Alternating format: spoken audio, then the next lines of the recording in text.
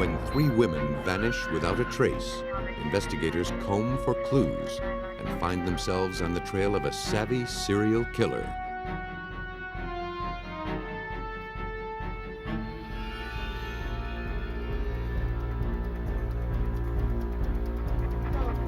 Without witnesses, detectives are at a total loss to find a missing woman. To solve this case requires an act of God. When a woman disappears from under her own roof, investigators suspect that she was murdered. But getting to the bottom of it will require some sophisticated technology. Most murder investigations begin with a body. But when the body is missing, detectives face the ultimate challenge: catching a killer when the victim is presumed dead.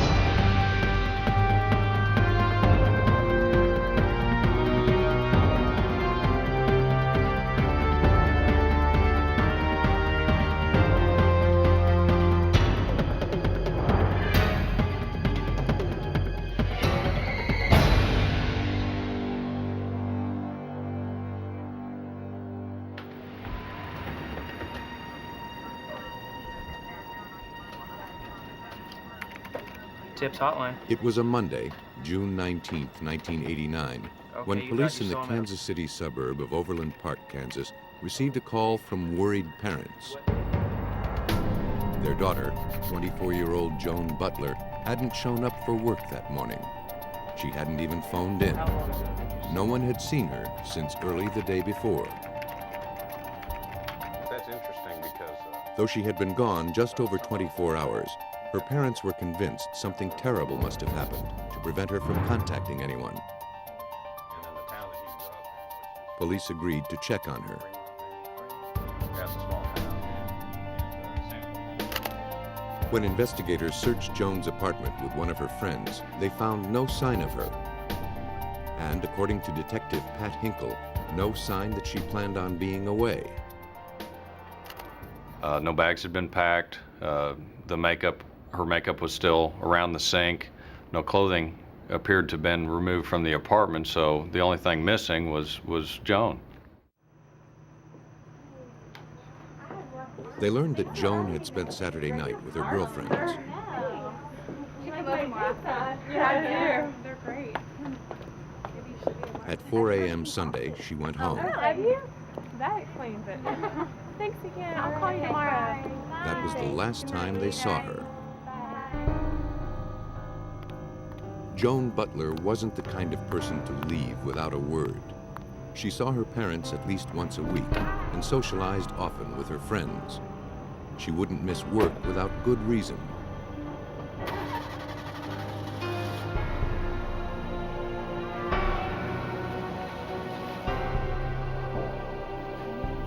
In her apartment, her friend pointed out to police the clothes Joan was last seen wearing, so she had definitely made it home.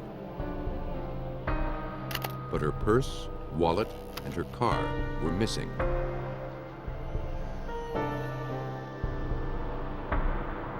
By roll call Tuesday morning, the mystery had deepened. A check of Butler's bank account revealed that $300, the daily maximum, had been withdrawn from an ATM at 6 a.m. Sunday, just 2 hours after she was last seen. It happened again early Monday and early Tuesday. All the ATMs were in the Kansas City area. None had video cameras. The pattern suggested that someone else was in control of Joan Butler's account, and maybe in control of Joan. He had gone down and played, I don't know if you remember. Her family and friends posted leaflets all over Kansas City, describing Joan and her car and pleading for help to find her. Her disappearance made the news, but turned up no leads. Until 1 week later. On June 25th, police got their first tip. Joan's car had been spotted outside an apartment complex 40 miles from her home.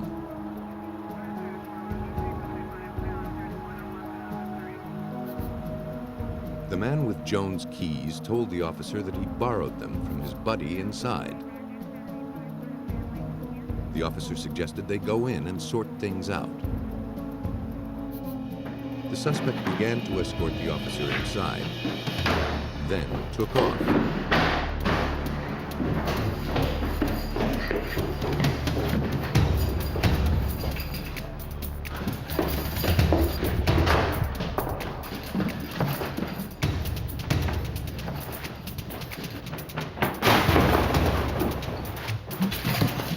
He caught the policeman by surprise and made an agile escape.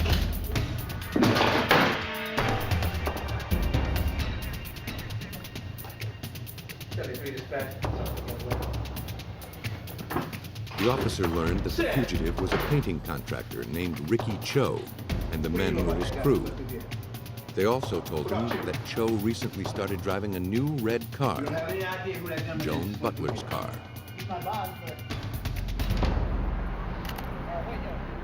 When police examined the trunk, they discovered part of the carpet had been cut away.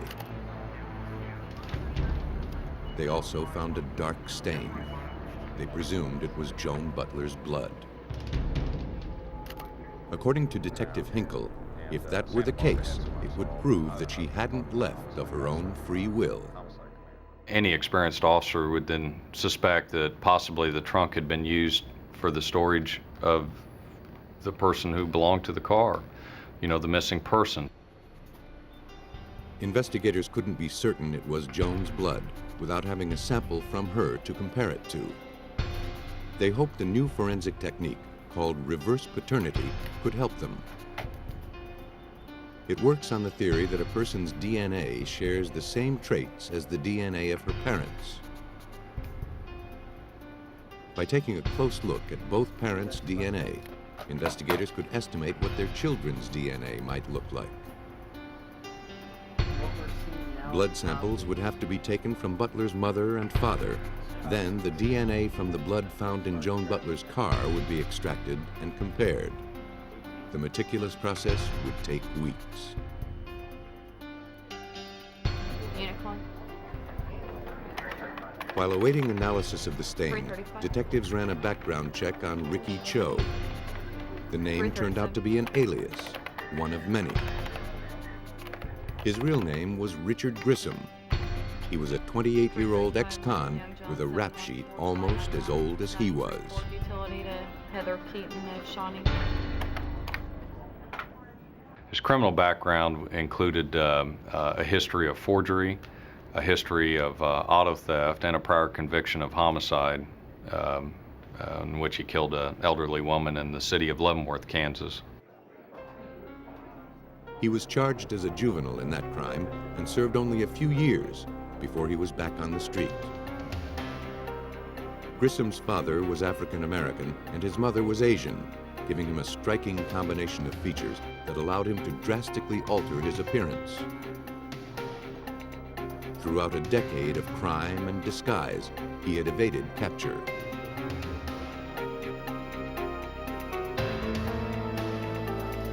Police worked the equation: a young woman's sudden disappearance, a drained bank account, and a stolen car. Factor in a convicted killer named Richard Grissom, and the result pointed to kidnapping, possibly murder. If Joan Butler wasn't dead yet, investigators feared she soon would be. Police fanned out across Kansas City, interviewing friends and colleagues of Grissom, but no one admitted seeing him.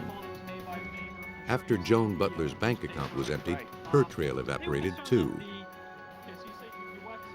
Investigators had no more leads.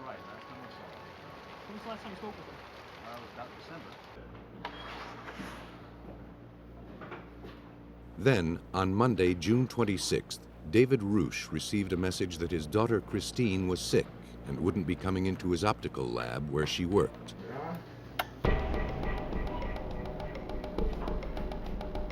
Later that day, Roosh went to her home to check on her. She wasn't there. Neither was her roommate, Teresa Brown, who had also called in sick.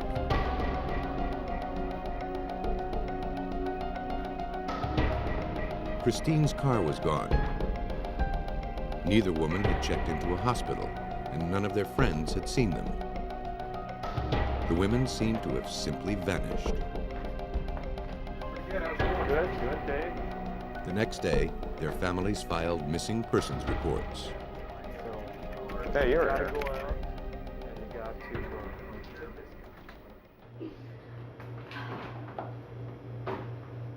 Both women were well liked, with close families and friends. I might go out tonight.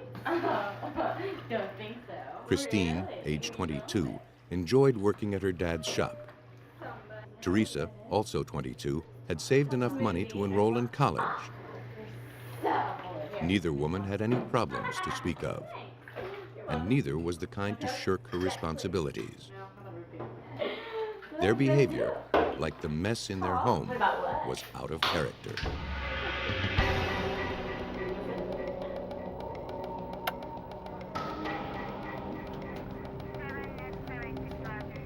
Detectives combed the apartment for clues. Their wallets were missing, but oddly, a curling iron was left on. It was all very disturbing, especially so soon after the disappearance of Joan Butler. Detectives collected hairs and fibers, including 2 dark hairs found in the roommate's bedding that didn't seem to belong to either woman. No blood was found in the apartment, no weapon, no sign of forced entry or struggle. In short, no evidence of a crime. The front door hadn't been forced.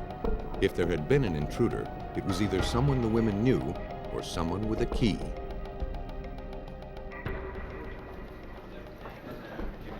It wasn't much of a case to hand District Attorney Paul Morrison. We didn't have a crime scene here. What we had was a lot of different fragments, and so our task was to try to see what we could put together from that and build a scenario and piece together what we think happened. Detectives learned that passkeys had been given to a painting company, Richard Grissom's painting company.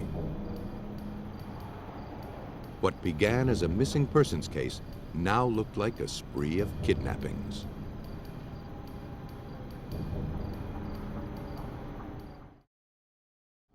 The day after police searched Christine and Teresa's apartment, Christine's abandoned car was found a few hundred yards from her home.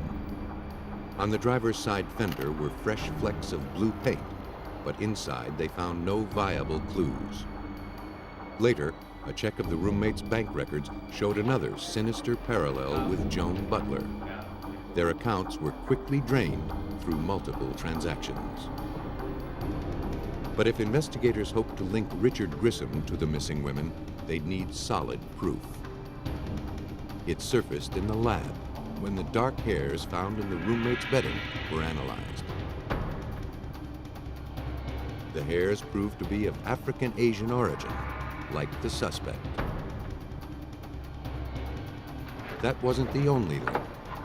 From Grissom's employees, police learned that he had rented a storage locker for his business. Detectives obtained a search warrant to have a look. Inside, they collected some hairs. And outside, a potentially bigger clue, a 6-foot length of duct tape, wadded up and embedded with hair. About every 8 inches, there was a large number of long human hairs, and then a space, and then long human hairs, as if the tape had been used as a gag, had been wrapped around the mouth of someone. Investigators hoped this was what they needed to link Grissom to the victims. They compared the hairs on the tape to those gathered from the missing women's hairbrushes. But the sun had bleached the hair found on the roof, making a definitive comparison impossible.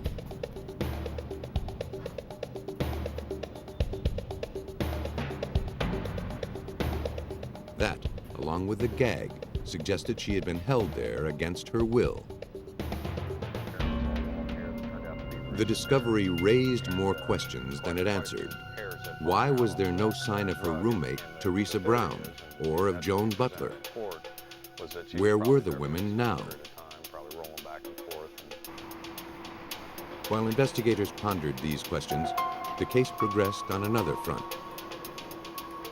The results from the testing of the bloodstain found in Joan Butler's trunk had come back from the lab. The DNA in the sample closely matched DNA from her parents.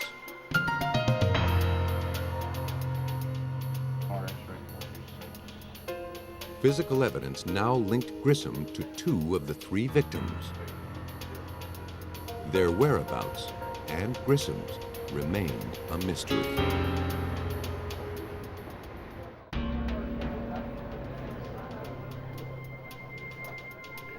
As police searched for Richard Grissom, their hunt led them from Kansas City to Grandview, Missouri, 22 miles away.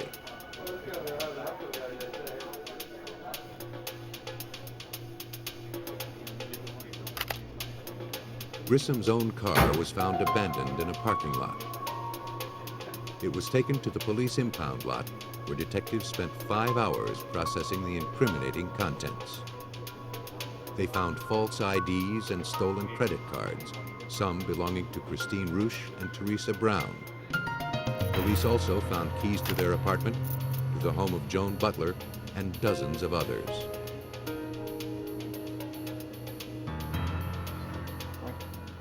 Family members were brought in to identify the items. The evidence connecting the criminal to his victims was now more than circumstantial. But so far, it was moot. Richard Grissom was even now on the lam, and police were no closer to catching him. Christine Roosh's father identified 3 rings belonging to his daughter. But still, no sign of Christine. 3 days into the investigation, hopes of finding the women alive were fading. As police continued to dig, they learned through an informant that on the very day that Roosh and Brown disappeared, Grissom had rented a second storage locker in the Kansas City suburb of Stanley. He stopped using it just 3 days later. The manager told police a young woman had paid for the unit, but she filled out the application under the direction of a man. The manager couldn't positively identify Grissom's picture. She recalled that the woman seemed distressed, like she needed help. She signed her name Roosh. Yet the woman the manager identified in the photo was Teresa Brown. There seemed no reason for Teresa to impersonate Christine, unless she had no choice.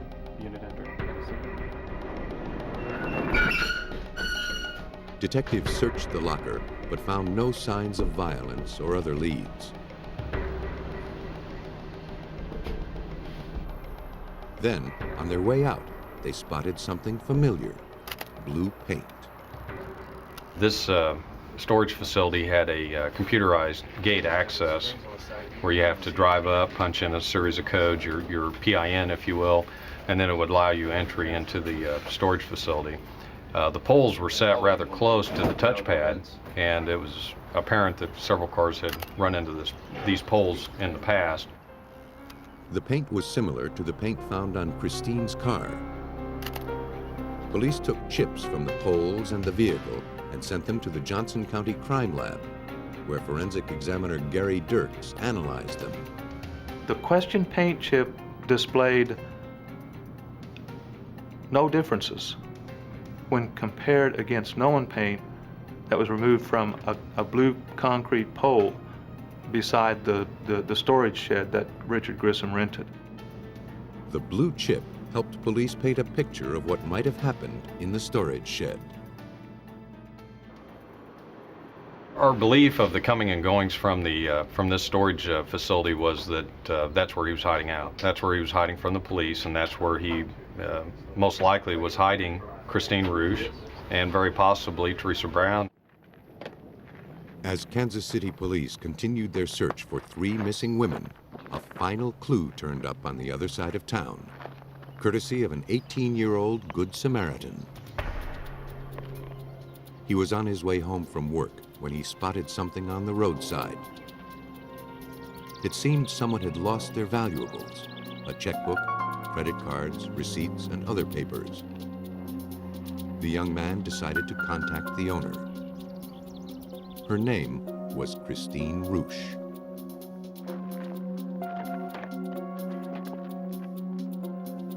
Police found 4 checks unaccounted for in the ledger. They were traced and recovered. On the morning of Monday, June 26th, the day Christine called in sick, she cashed them at the drive-up windows of 4 branches of her bank.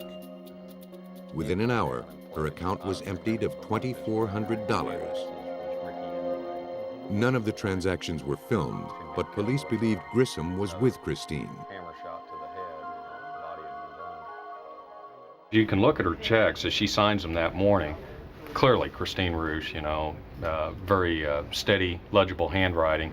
With each check, the signature degrades more and more and more to the point that the last one, you almost can't read it. And you can only imagine, Christine sitting in the front seat of a car, knowing that what her fate might be. At 10 p.m. that same day, Christine drove to an ATM in Belton, Missouri, and cleaned out the bank account of her friend, Teresa Brown. Police believed by this point Grissom had already killed Teresa, and Christine was next. These are the last photos taken of Christine alive. Local media. Kansas City police were desperate to capture the elusive Richard Grissom. Sheet of construction paper and called it the many Then faces they got a Richard break. Grissom slipped up and told friends where he was heading. They informed the police, who apprehended him in Texas and brought him back to Kansas. You grow up in there? Leavenworth. Well, The police still had no bodies, but they had a long chain of evidence leading to Richard Grissom. Besides the stolen jewelry and emptied bank accounts, they amassed a wealth of forensic evidence: blood stains, paint flakes, and hair samples. Each forensic piece of evidence by itself probably did not make or break the case, but the consistent thing about all those small pieces of evidence were that they all pointed directly at Richard Grissom as being the perpetrator of these crimes.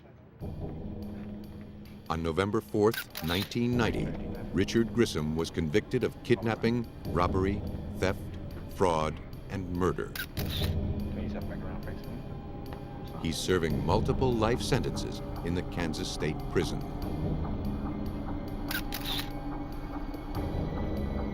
Grissom never explained what happened back in Kansas City, but police have their own theories. Grissom had keys to the apartment of Christine Roosh and Teresa Brown, so getting in was no problem for him. He'd also done work in Joan Butler's apartment complex and obtained a key for her unit as well.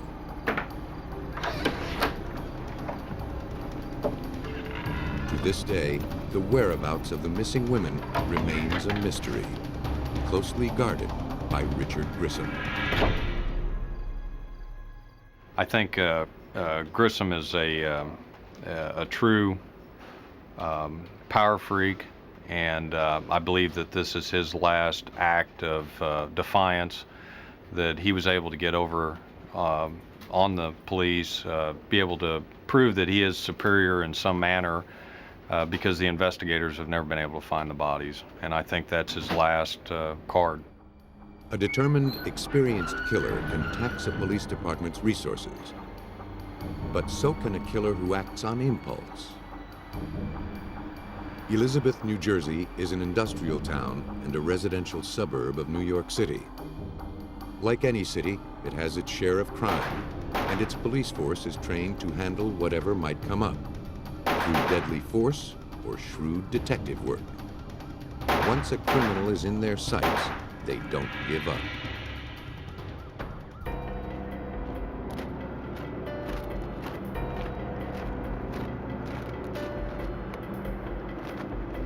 Shortly after 6 a.m. on Wednesday, August 5th, 1992, a mechanic arrived for work at his auto shop.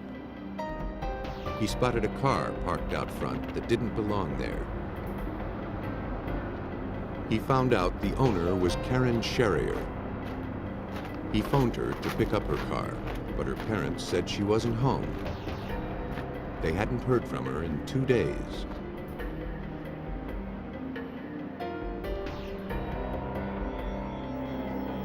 Her family was alarmed to learn that Karen hadn't shown up for work, that her car had been abandoned. Her sister reported her missing. Detective Christopher Kenny was assigned to the case. The family was definitely concerned right from the beginning. It was unlike her to not call anybody or contact anybody over a period of time. She has a lot of friends located here in Elizabeth. Her family was down the shore, and she would be in touch with someone. At this time, she hadn't called anyone or spoke to anyone. From the family, police learned that Karen had gone out for a night on the town 2 days before. One of the bars she stopped in was right across the street from where her car was found. On the same day that Karen Sherrier was reported missing, police launched a search to pick up her trail. It led 3 blocks away to the City of Elizabeth Recreation Pier along the Elizabeth River. There, a police dog picked up Karen's scent going onto the pier. And then the trail went cold.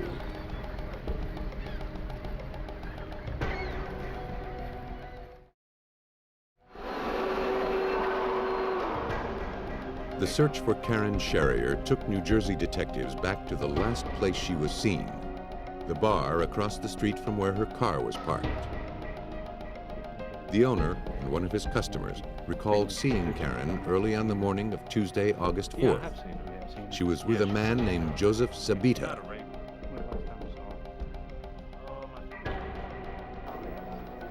Detectives called Zabita in for questioning after learning that he had been paroled from prison just a few months before. According to Detective Kenny, at this point, he seemed a likely suspect. The criminal history showed that he had been arrested numerous times in the past, and that he had also been arrested for a rape and had spent time in prison for a rape. Zabita admitted being with Sherrier the night she vanished. He explained they went bar hopping on Monday the 3rd, and early on the morning of the 4th wound up at a tavern on Front Street. He said Sherrier was giving him a ride home when they passed a man she knew. She stopped, Zabita got out, the other man got in. That, Zabita said, was the last time he saw Karen. He said he didn't know the other man's name or where they were going.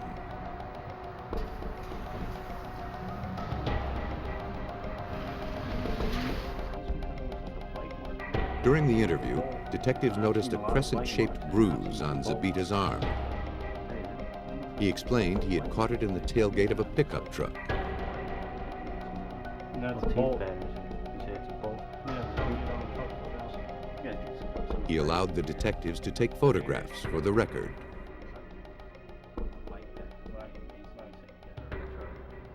Once we were done interviewing him and talking to him that evening, we had to let him go because we had no evidence to hold him.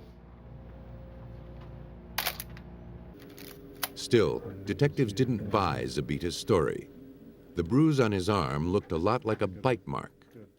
To be sure, they sent the photographs to forensic dental consultant Haskell Askin. I did determine upon looking at the photographs that this was, in my opinion, a human bite mark, and it was a matter of finding the teeth to match up with this bite mark.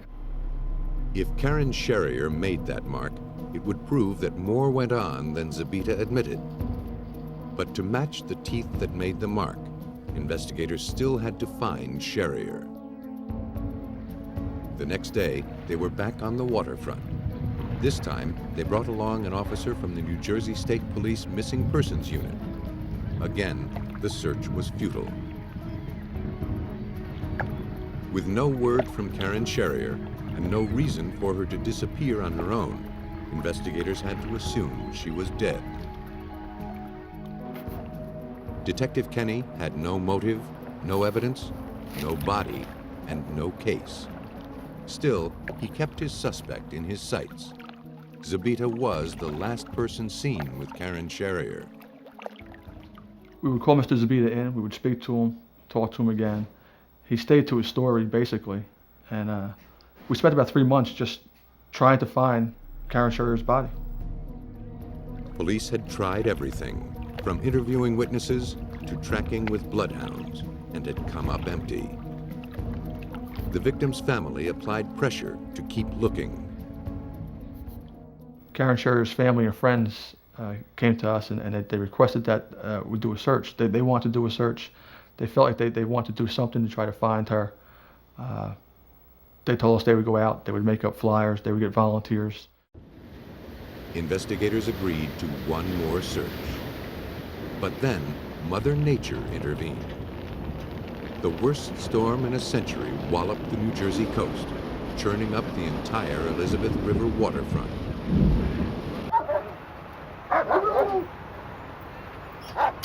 Once the flooding subsided, Sherrier's family insisted that the search proceed. Some 30 police officers, firefighters, and civilians combed the banks of the Elizabeth River, not far from where Karen's car had been found. But the odds of finding anything now seemed astronomical.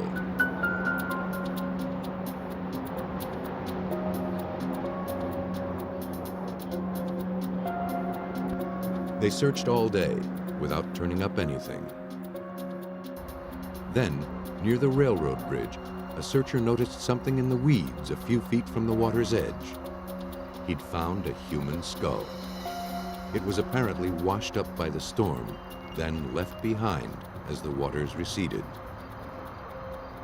It was an amazing find, but was it the remains of Karen Sherrier? The teeth would provide proof positive, except that every last one of them was missing.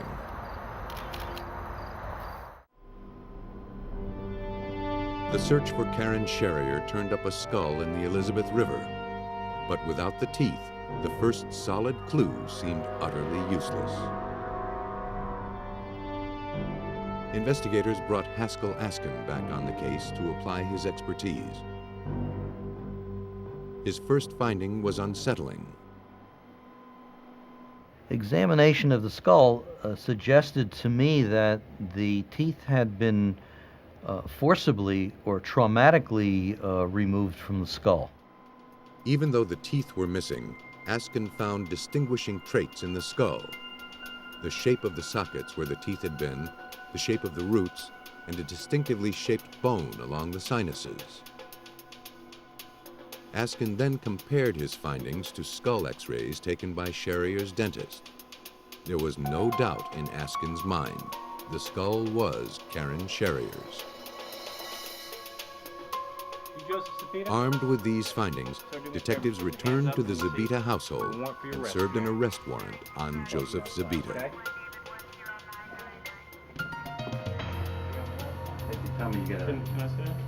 Down at the station, he revised his story. We explained to him what we believe happened. We told him what evidence we did have. After talking with Joe Zabita for a little bit of time, Joe Zabita admitted to us that he did, in fact, kill Karen Sherrier. As before, Zabita said they left the tavern in the victim's car. By now, they had spent several hours together, and he had slowly won Sherrier's trust. Then, he betrayed it. They drove to an access road down by the Elizabeth River. There, he ordered her to stop the car. They began to fight, and Zabita hit Karen in the face. He couldn't recall how many times. He struck her. Once he struck her, she wasn't moving. He was nervous, worried. Zabita left her there. Then he parked her car across from the auto body shop and walked home. What happened there? Zabita never explained why he cut off the victim's head. Police speculate that Zabita, worried after being questioned about the crime, returned to the scene and tried to destroy the victim's physical identification. In our legal system, a confession may not guarantee a conviction. Cases are won on the merits of the evidence. Without the victim's teeth, investigators couldn't prove she made the bite mark on Zabita's arm. They had nothing to definitively link the suspect to her. So they asked Zabita to show them where he dumped the body.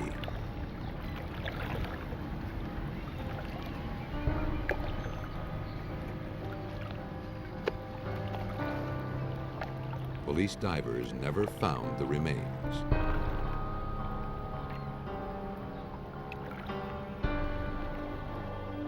Detectives built their case on what they had. Eyewitnesses who saw Zabita with the victim on her last night alive, and the x-rays of the victim's skull. Joseph Zabita pled guilty to aggravated manslaughter and was sentenced to life in prison. He won't be eligible for parole for 25 years. Investigators traced Karen Sherrier's murder to a chance meeting with a sinister stranger. Detectives in South Portland, Maine had far less to go on. On August 16, 1991, police were called to the home of William and Pearl Bruns. Pearl's daughter, Elaine, was worried because she hadn't heard from her mother in 3 days. So when was the last time you spoke with your mother? Pearl never went far from home and always phoned her. Detective Linda Barker spoke with Elaine. The daughter was very adamant that her mother always called her at least once or twice during the week. She calls me like 2-3 times a week. I haven't heard from her in a couple of days now. Inside, unusual? the first thing the detective noticed was droplets of dried blood starting in the kitchen sink and trailing through the house. I saw drops of blood at the sink. I saw drops of blood as you go into the bathroom and in the bathroom sink. Indeed, there was a lot of drops of blood in various places throughout the home. Elaine explained that her mother was a hemophiliac and bled easily when cut. Pearl had cut herself in the kitchen on the day Elaine last saw her and had rushed to the bathroom to dress the wound. Can I show you the rest of the house? Sure. Along the way, she must have left a trail. Aside from the disconcerting bloodstains, most of the Bruns' home was neat and orderly, but the bedroom was a shambles. Yeah, I don't know where she would have been going, but this is not the way she passed. It looked as though Pearl was interrupted while packing to leave. Oh, look, there's some more blood. On the suitcase were more Yeah, it's drops not of unusual. blood. Like I said, even a small cut. Well, I mean, it's unusual just that, you know, she... On the bookcase, Elaine noticed something that upset her more than the blood. What's that? Well, she never took Her this mother's ring off. friendship This is ring. from her best friend. She got it 14 years ago, and it's never left. Elaine explained that Pearl never went anywhere without it. And you just now found that? Yes. She also said that Pearl had not taken her car. Pearl loved her Cadillac, and it was still sitting in the garage. And she said there was no way her mother would leave without her beloved Cadillac. The Cadillac might have been the only beloved thing in the home. After 5 years, the Bruns' marriage had soured. Elaine said when she last saw Pearl, she was depressed. Her credit cards were maxed out. Her husband complained of Pearl's spending. Pearl had told Elaine, "I'd be better off dead." She wondered if Pearl might have done something rash. There was no sign of her anywhere in the house.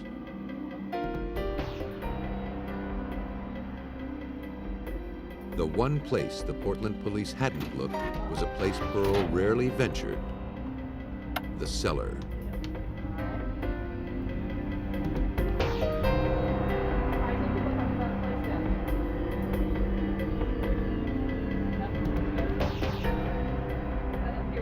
They didn't find her, but they found more blood. It was red, not brown, so it looked fresh. You do agree this does look like it's blood?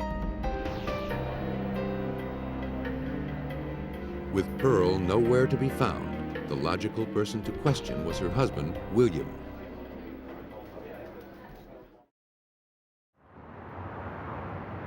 He was a truck driver who was out on the road. Hi, what's your want? When he returned, William Bruns recapped his last day with Pearl.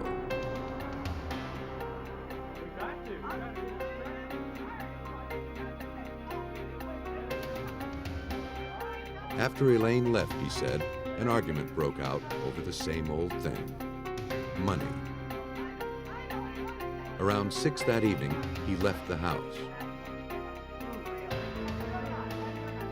He said he went to a donut shop, ran some errands, then stopped for dinner. When he got home, Pearl wasn't there. She didn't return, and he never gave it another thought. It became very apparent that she didn't just leave, and he just didn't care. And I have a photograph of her right here. Barker launched an exhaustive investigation into the whereabouts of Pearl Bruns. She questioned neighbors. She visited Pearl's old haunts. No one had seen Pearl since she'd been reported missing. Next, Barker phoned taxi services, bus depots, and airlines. Every call was a dead end. If Pearl had left town, it seemed she'd gone on her own 2 feet, or hadn't really left at all. With no sign of Pearl, the detective returned to speak with William Bruns. A casual remark turned into a potential clue. I said, gee, Bill, you've had your carpet cleaned. And he goes, oh, no, I haven't cleaned it at all. And I said, well, then you've replaced it. I mean, this is like brand new rug. I mean, that's how clean it was. And he said, no, I haven't cleaned it and I haven't replaced it. But a check with neighbors revealed that he had rented a commercial carpet cleaner a few days earlier. Really bad stain, but Why he would cover up such a trivial matter made investigators only more suspicious. By now, 2 months had passed since Pearl Bruns had dropped out of sight. No one had seen her or heard from her. The police suspected she wasn't simply missing, but murdered. They'd handled the case as a homicide. They used cadaver dogs to continue their search. They combed rivers and woods and other places where a body would likely be concealed. None turned up. Their main suspect was William Bruns, who still seemed unconcerned about his wife's disappearance. Bruns drove his refrigerated delivery truck throughout New England and into Canada. If he were the killer, he could have disposed of his wife anywhere. A check of the truck revealed it had been scrubbed clean. No traces of blood were found. In Maine, homicide investigations are conducted by the state police. Sergeant Mike Harriman was assigned to the case. Harriman began with the Brunses' home, if only to rule it out. We wanted to better search the home and the surrounding areas to see if possibly Pearl's remains were within the home, in the basement, or in the surrounding area, possibly buried in a shallow grave. On November 17th, investigators paid another visit to William Bruns. This time, they brought a cadaver dog to search the woods around the house. The search was another dead end. In the cellar, the dog detected something. Yet when police dug, they found nothing. It likely will be. While the but search not was mine. proceeding, Harriman interviewed William Bruns. Suddenly, the normally stoic Bruns seemed shaken. All right. He broke down and started crying, and we thought, well, maybe we're going to begin to hear something here. And then he just reiterated, I wouldn't hurt my Pearlie. Now that the case had moved from missing persons to homicide, the detectives analyzed the dark brown stains found all over the Bruns home. Maybe not all of it was Pearl's. Perhaps it wasn't even blood. They didn't want to overlook any detail. At the State Crime Lab, forensics expert Ron Kaufman ran 2 tests. The first simple test would determine if the stains were actually blood. It proved positive. The second test would determine if the blood was human. He used an enzyme that reacts to human blood proteins. It reacted, proving the blood was human. But the lab couldn't determine if the blood was Pearl's. We had no record of Mrs. Brunn's blood type. So eventually, we sent samples of the blood that we found on the suitcase, along with a blood sample from her daughter and the biological father of that daughter, to a private DNA laboratory, where they conducted what they call reverse paternity testing on the samples. The reverse paternity test yielded a match. The blood came from Pearl Brunn's. The blood evidence gave the state police enough evidence for a warrant. They returned to Brunn's home and began looking for more blood, enough to indicate foul play. This time, they sprayed the entire house with luminol, a chemical that makes even the faintest residue of blood glow in the dark. Detectives were astounded by the results. And the whole area lit up bright green, the whole carpet, the wall. It was quite incredible. You could actually even see footsteps where someone had walked through the blood. And you could also see where someone had cleaned the carpet. You could see the motions back and forth where someone had attempted to clean it. And indeed had cleaned it by the naked eye, but the luminol could pick up the blood. Detectives submitted the stains to the forensics lab. As they feared, it was Pearl's blood in fatal amounts. Detectives concluded that William Bruns had lied about more than cleaning his carpet. But to prove murder, they needed the body. Police believed that Pearl Bruns was murdered in her home, but they weren't at all certain they'd find the body there. Cadaver dogs couldn't pinpoint anything. Sergeant Mike Harriman knew they needed more drastic measures. We had either the choice of removing the house from the foundation and digging that cellar with a backhoe, or finding an alternative means, which was ground-penetrating radar, to thoroughly scan that basement to see if there was a disturbance in that soil. Ground-penetrating radar beams high-frequency radio waves into the earth. The reflected waves can detect anything from fuel tanks to power lines by revealing changes in the soil structure. Detectives turned to geophysicist Scott Culkin to conduct the search. If you think of soil layers being laid down horizontally, they have a certain structure.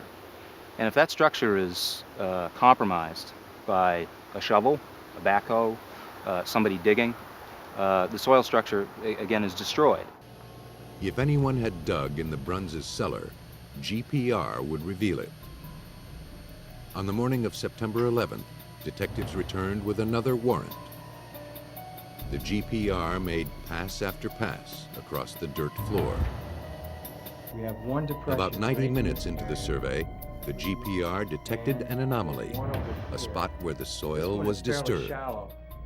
We informed the Maine State Police of the presence of an anomalous area, and that anomalous area was approximately 5 feet by 18 inches wide, suggesting the presence of some sort of burial pit.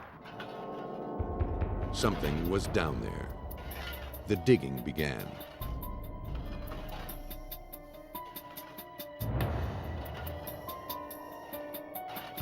After 5 minutes, police uncovered an oblong object wrapped in plastic and bound with a rope.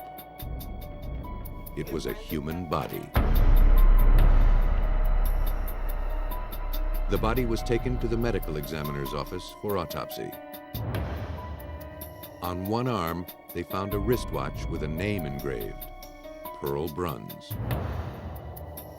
The examination showed the victim had been struck hard across the face. It was more than her frail body could bear. She had a broken orbit of her eye, she had a broken cheekbone, broken nasal cannula. Pearl bled to death. If she had been given first aid or a rescue had been called to that home that day, she would have survived the injuries. Confronted with the evidence, William Bruns pled guilty to manslaughter. He was sentenced to 15 years. Bruns never explained why he let his wife bleed to death without calling for help. Police know the couple was arguing, perhaps over Pearl's spending. The half-packed suitcase implied she was threatening to walk out. What is certain is the case assembled against William Bruns. The forensics in this case was extremely important. I had done a considerable amount of legwork over the past year and yet didn't have the tools that the state police actually had. The cadaver sniffing dog, the luminol, the access to the ground penetrating radar. All these tools made the discovery of Pearl's body possible. Without that, we could literally still be looking for her. Time was, police had to produce a body to prove a murder. No more. Now, murder can be proven when the victim is merely presumed dead.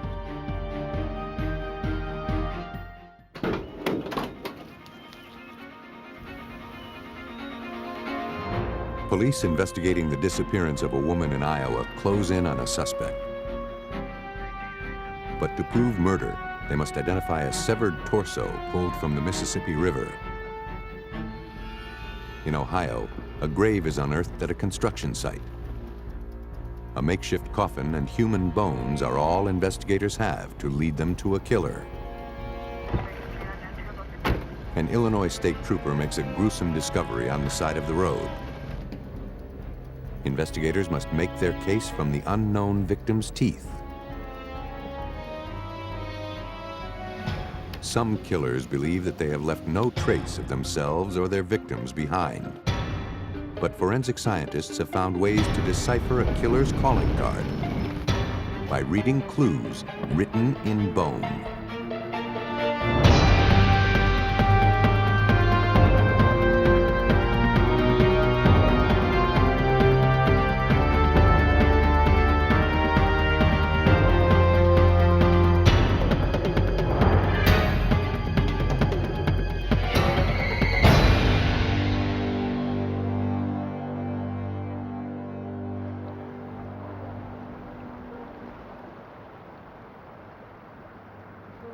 Located on a bend on the Mississippi River, Davenport, Iowa is known as a quiet fishing community.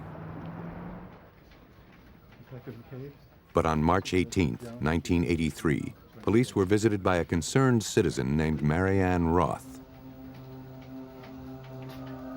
Marianne was worried about her friend Joyce Clint.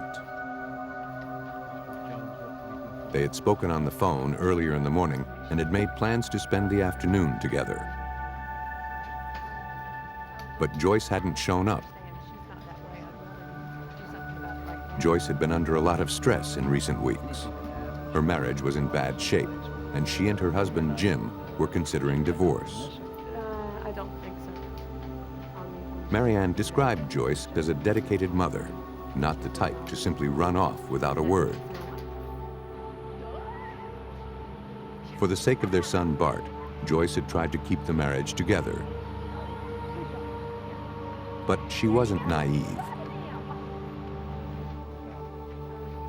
Marianne turned over a tape that Joyce had made several days before her disappearance. 2 days ago. Joyce had planned to use it as evidence if the divorce went to trial. When investigators played the tape, they quickly realized that Joyce had secretly recorded an incriminating conversation between her and Jim. On it, she confronted her husband about money he was allegedly skimming from his chiropractic business. Responding to the threats, Jim told Joyce that if she exposed him, he would put her head under the pillow, smother her, and then cut her up into little pieces. You're not going to touch that money, do you understand? Though it was savage talk, police are used to hearing these kinds of violent threats from couples facing divorce. To investigators, it was more likely that Joyce had decided to leave town. Just a family quarrel. With the tape safe at Marianne's, she could slip away until the divorce case went to trial. That theory was supported the following day. Joyce's friends discovered her car parked near the airport. Inside the vehicle, police found no evidence of a struggle or any signs of foul play. For investigators, everything suggested that Joyce had gone missing on purpose. Corporal Jerry McCabe of the Davenport Police Department worked the investigation. It first looked like a possible family argument where she may have taken off and hadn't spoken to anybody in a while. But the persistence of Joyce Clint's friends convinced police to look into the disappearance. They paid a visit to Jim Clint. Jim readily admitted that he and Joyce had fought on the morning of the 18th. He had stormed out and gone to the marina where he kept his boat in order to cool off. Because of rising floodwaters, he decided not to go out on the river. He secured his boat and returned home. By that time, he said Joyce was gone, along with a closet full of clothes and $4,000 of his money. Investigators checked on his alibi with a visit to the marina. Did you see him on March 18th? A restaurant manager confirmed that she saw Clint that morning, around 11 a.m. She saw Clint loading filled trash bags onto his boat. She said he left the dock in his boat, returned sometime later, and then went out again. This eyewitness account contradicted Jim's alibi. Detectives decided to take a closer look into Jim Clint's background.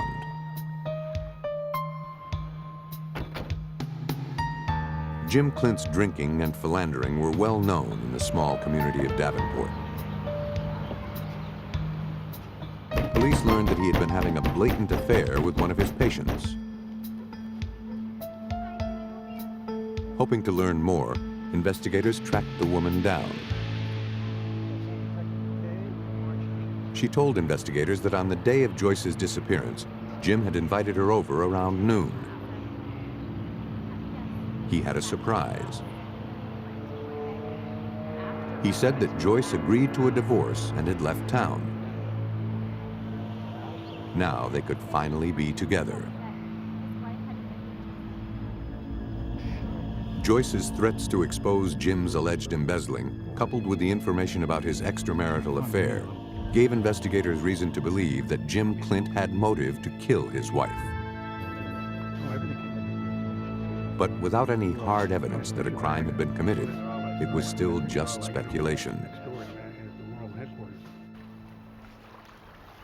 But on April 15th, nearly a month after Joyce's disappearance, the Mississippi River would offer a gruesome clue. Several miles south of Davenport, two fishermen noticed something floating in the river. As they got closer, they could see that it was the remains of something human. They fled the scene and called 911.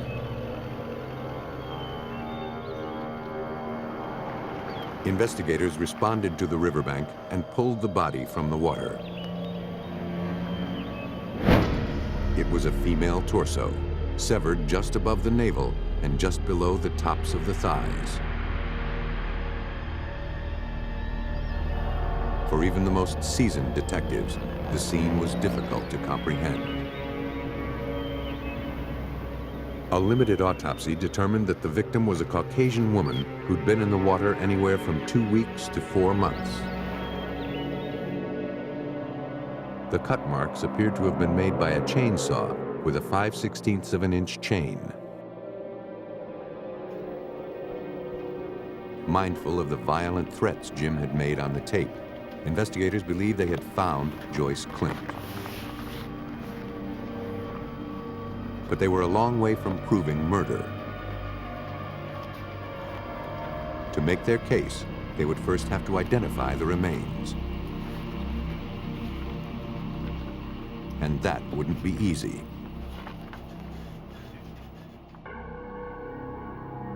Investigators turned to renowned forensic anthropologist Clyde Snow at the University of Oklahoma.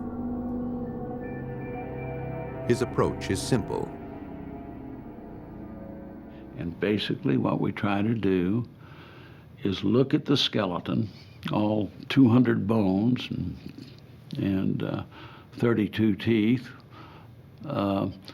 and we're trying to answer two questions primarily. Who is this person? Who was this person? And how did they die? Snow's expertise allows him to develop a profile from the barest of bones. Even with only the torso to work with, Snow could tell a lot about the victim. To determine her age, he studied the area of the pelvis known as the pubic symphysis. The surfaces of this joint undergo some fairly regular changes with age. In younger people, there's a system of strong grooves, you might say, and ridges. They gradually begin to disappear in the 20s, 30s, and 40s, so on, till finally you wind up with a rather flat, featureless surface. Based on the ridge detail in the victim's pelvis, Snow believed the victim was between 26 and 34 years old.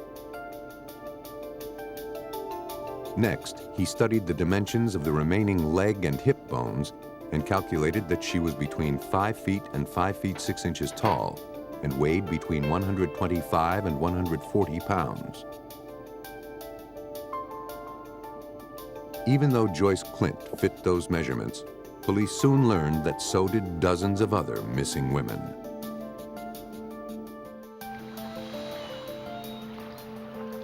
Until investigators could narrow down their pool of possible victims, the identity of the severed torso would remain a mystery.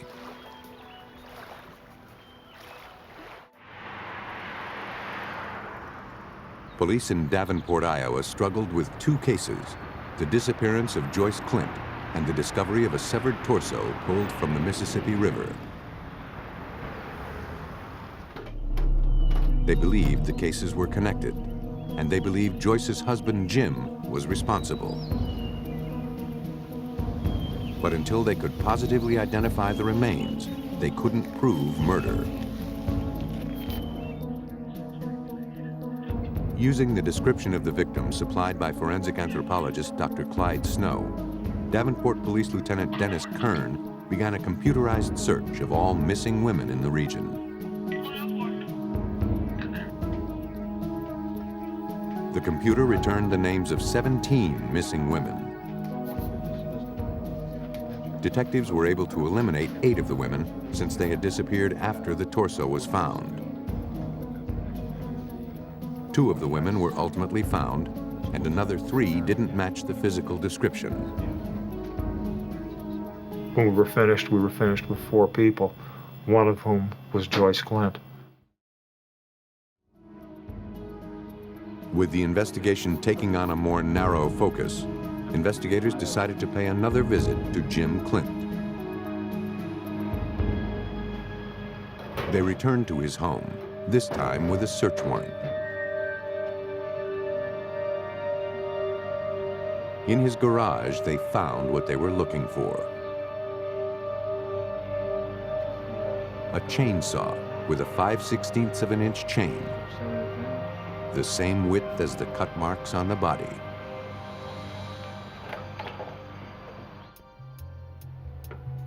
Technicians processed the chainsaw with indicator fluid that turns pink in the presence of blood. They covered every square inch of the saw. Not a single drop of blood or tissue could be found. Either Jim Clint was smarter than investigators had imagined, or the torso found in the river was not Joyce Clint. There was only one way to be sure. police had to find a way to positively identify the remains. Though DNA analysis hadn't yet been developed in 1983, there were new ways of identifying an individual from genetic markers in blood enzymes. Blood samples were subpoenaed from Jim Clint and his son Bart. A comparison with the blood from the victim showed a genetic consistency with Bart. Further tests of Joyce Clint's parents' blood also showed consistent patterns.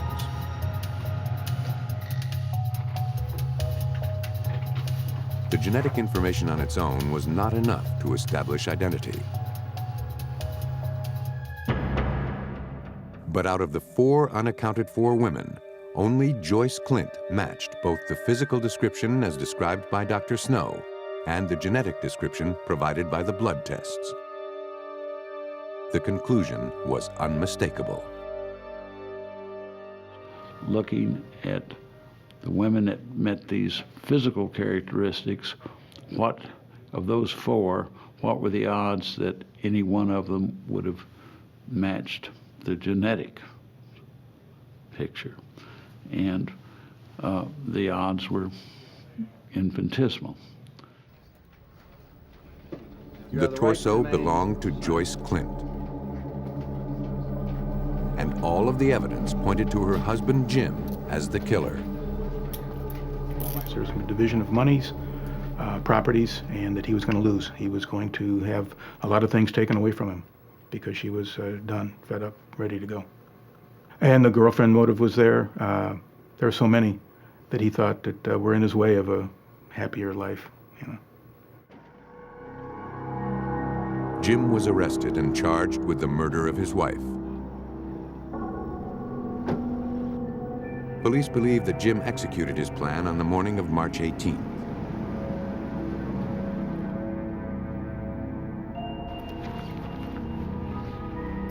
After murdering Joyce in their home, he drove her remains to a remote spot where he dismembered her with a chainsaw. He used his boat to dispose of the body parts and the saw. He then placed her car near the airport to throw investigators off his trail. Though he maintained his innocence through the trial, the jury found Jim Clint guilty of second-degree murder. He was sentenced to 50 years in prison.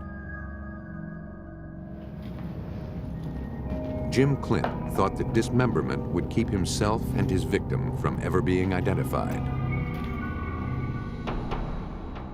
In Ohio, a killer tried to avoid prosecution by keeping his horrible secret buried deep in the ground. On June 20th, 1990, in the small northern Ohio town of Elyria, a construction worker uncovered a long-buried secret. His bulldozer struck a hard object, resting several feet beneath the ground. It appeared to be a wooden box. As he walked closer to the find, he was overwhelmed by a horrible odor. He realized he had unearthed a makeshift grave. He called police. Lieutenant Dan Jekyll of the Elyria Police Department was immediately dispatched to the site. Due to the construction, the scene had already been compromised. But we were concerned about the evidence.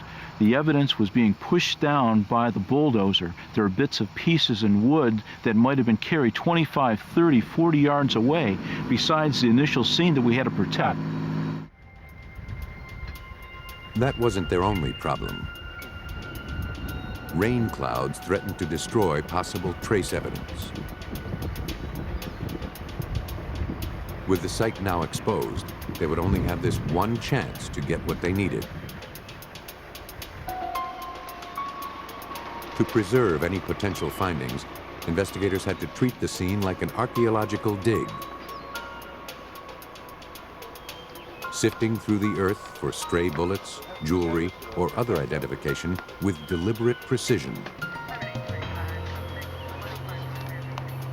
The initial search of the construction site turned up no clues to tell investigators the identity of the victim.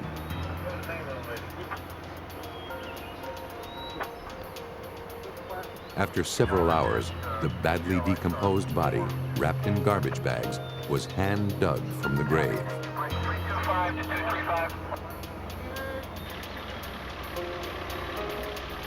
Despite their continued efforts, no additional evidence or identification was found.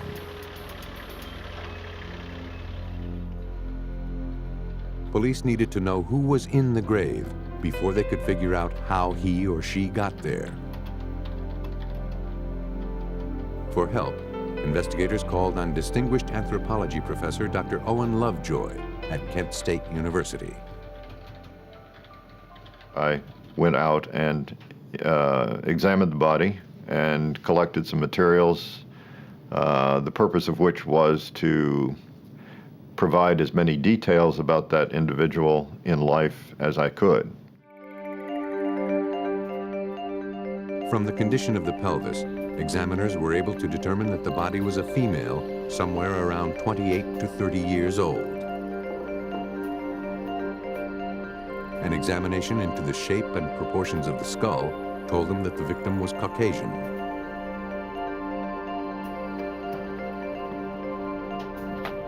Dr. Lovejoy measured the thigh and arm bones and factored them into an equation to determine the victim's height. She was surprisingly tall, almost 6 feet.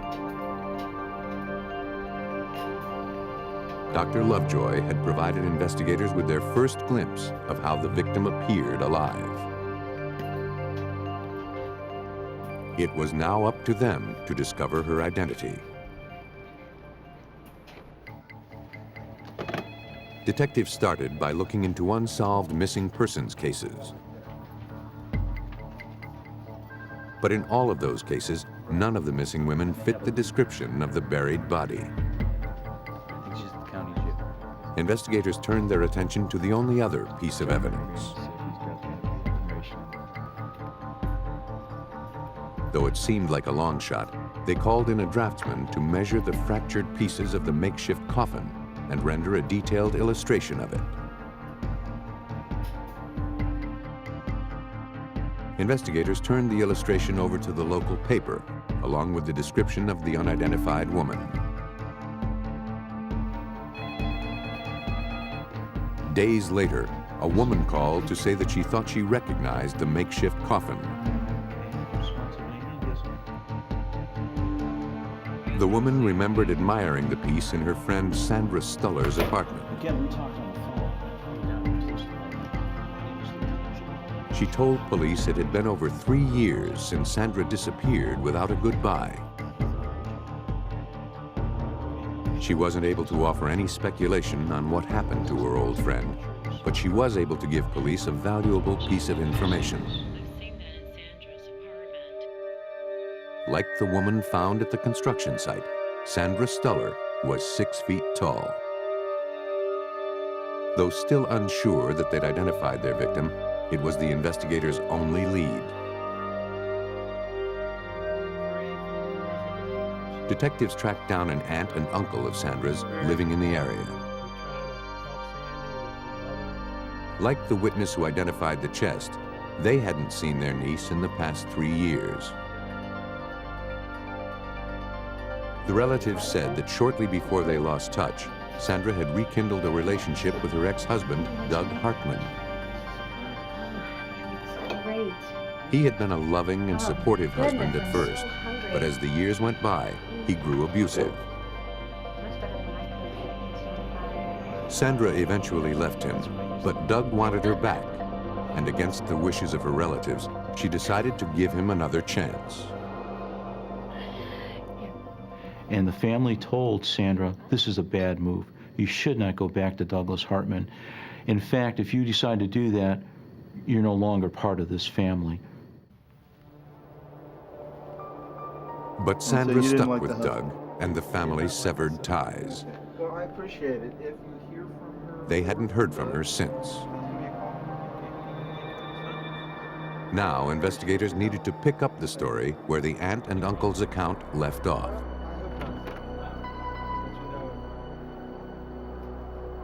They tracked down the manager of Sandra's last known apartment, where she lived just before she disappeared in 1987. She had paid rent in full. But Apparently, the reunion with Doug had been short-lived. Sandra had been living alone at the time. The manager remembered that the circumstances surrounding Sandra's departure were strange. In December of 1987, she saw a man moving Sandra's belongings out of the apartment and into a rental truck. The manager had not seen the man before. She didn't see Sandra that day or ever again.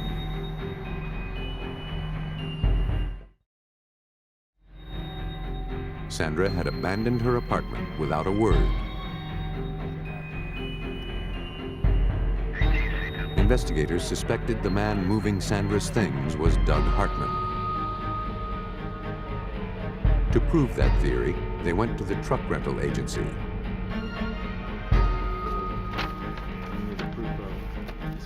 They pored over hundreds of receipts from 3 years before. On one of the receipts from December of 1987, they found what they came for. Do you happen to remember anything about this gentleman? The name of Sandra's ex-husband, Doug Hartman. Okay. I appreciate it. It was time to question Doug, but there was no record of him living in town. But detectives managed to find a relative still in the area. He told police he hadn't heard from Doug since he had gone to live with his grandmother in Fredericksburg, Virginia, a few years back. Detectives wondered what had prompted Doug to leave town. And if you hear from him or think of anything else. But their theories would be meaningless until they could prove that the buried remains belonged to Sandra Stuller.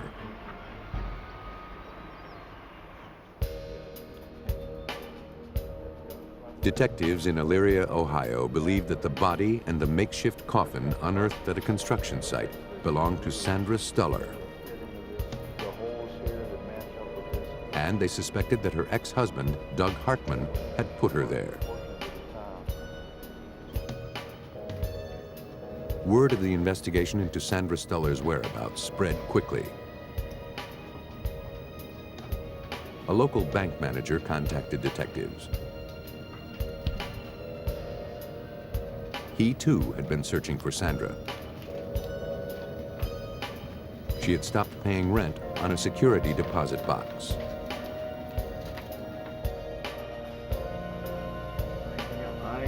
Investigators obtained a search warrant. The contents of the box included Sandra's divorce decree, her will, and some diamond and gold jewelry. Not the kind of valuable items a person would carelessly abandon, unless, as Detective Dan Jekyll thought, they had no choice. And that reinforced my idea that the person that we uncovered on Shadden Road was in fact Sandra Stuller, but I had to prove it.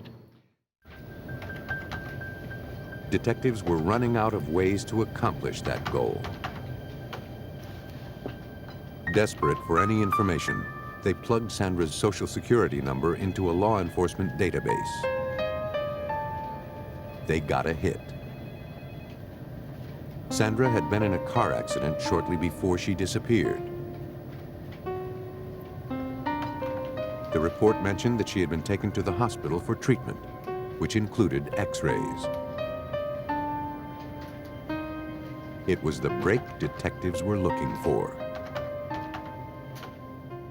When I found out that there was a chest X-ray taken, I knew that this would help the case. And when I contacted Dr. Lovejoy, he told me if I can get that original X-ray, there's a real good chance that he could identify the remains. Investigators visited the hospital and subpoenaed Sandra Stuller's x-rays. That should be perfect. Now that they had a source of comparison, they turned back to the expertise of forensic anthropologist Dr. Owen Lovejoy. Initially, when we looked at her skeleton and compared it to these chest films, we realized that there were a number of very special characters that were very rare. One of these was the fact that she only had 11 ribs, when a normal individual usually has 12. That's a fairly rare abnormality. Another is that the individual had suffered a fracture of her right clavicle. And so these were two characters that matched both the bones that we had. It was powerful evidence, but not conclusive. Lovejoy next had to examine the very fine details preserved inside the bone. There, small features called trabecula are as unique as the characteristics of a fingerprint. To make the comparison, Dr. Lovejoy began by re-X-raying the bones with a powerful machine called a faxitron that produces high-resolution images of bone. That completed, he then compared the trabecula one by one. We did this in this particular case and found that they were in fact an exact match, so that there was no question that these were the remains of Sandra Stuller. The victim had finally been identified. Investigators now needed to establish and prove motive in her death. Looking through her financial records, they believed they found their answer. Prior to her disappearance, Sandra had inherited over $100,000 when her mother died. She had set up a $50,000 mutual fund and had been living off the interest. But a letter in the file, signed by Sandra after she had already been murdered, requested that her assets be transferred to an account in Fredericksburg, Virginia.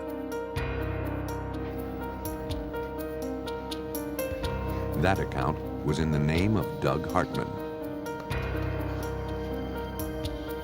Sandra Stuller had been murdered for her money. And through bank records and subpoenas, I was able to track that $51,000 into Douglas Hartman's own personal checking account. I did have a motive then. Doug was brought back to Ohio for questioning. When investigators confronted him with all of the evidence, he began to crumble. He confessed to killing her, but claimed that it had been an accident. Police believed otherwise.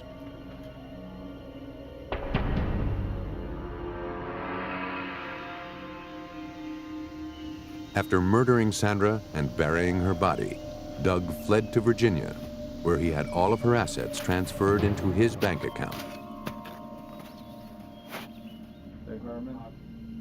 It took a jury less than 6 hours to find Doug Hartman guilty of aggravated murder, tampering with evidence, abuse of a corpse, and theft.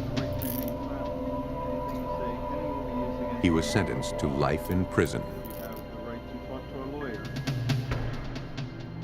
Though Sandra Stuller's body had been buried for more than 3 years, investigators were able to solve her murder from the bare bones. In Illinois, investigators had even less to work with.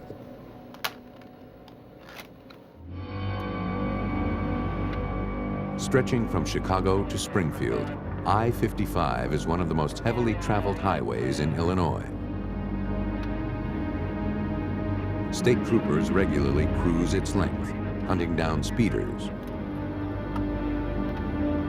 But on March 10th, 1986, it was not a speeder that caught the troopers' attention. Something was burning on the side of the road.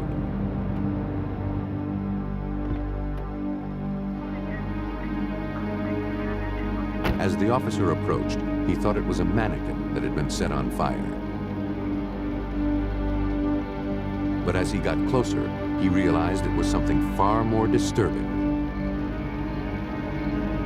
It was the charred mass of a human body. After extinguishing the blaze, the trooper called for backup. The following morning, evidence technicians from the Illinois Division of Criminal Investigations began processing the area for clues. The scene offered little indication as to who could have committed this brutal act. The only potential evidence was a set of tire tracks imprinted in the soil. But on a well-traveled highway, they could have belonged to anyone.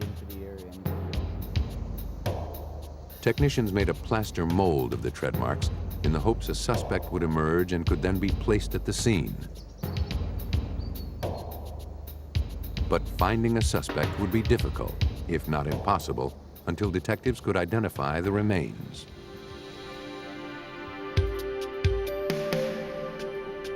At autopsy, the examiner concluded the female victim had died from blunt force trauma to the head. The only identifying features that survived the fire were her teeth. A pearl necklace and a ring bearing the letter E were removed from the victim. Based on her petite stature and slender hip dimensions, the examiner believed the victim to be between 18 and 25 years old and possibly Hispanic. For Lieutenant Carlos Hevia of the Illinois Department of Criminal Investigations, the information wasn't a lot to go on. The first order of business is identify who's the victim. In this particular case, we had difficulty because of the fact that we didn't have a photograph to go around when we were doing canvassing. Nonetheless, investigators began questioning people in the neighborhoods around the scene of the fire.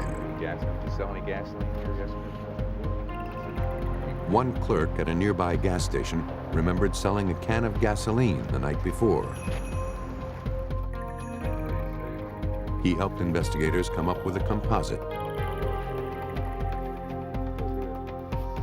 The sketch was publicized, but no one came forward to name the suspect. Investigators launched a statewide media campaign. A flood of tips came in, but after 2 weeks, detectives still couldn't match the remains to any missing persons cases. With their whole case hinging on identification, investigators sought help from the state's Forensic Anthropology Department. After taking a life-sized X-ray of the victim's skull, they built a three-dimensional model, sculpting a face in modeling clay. It might not be an identical match, but hopefully it would bring about a spark of recognition from the public. Photographs of the reconstructed head and the victim's ring were sent to local press. But again, no one came forward to identify the young woman.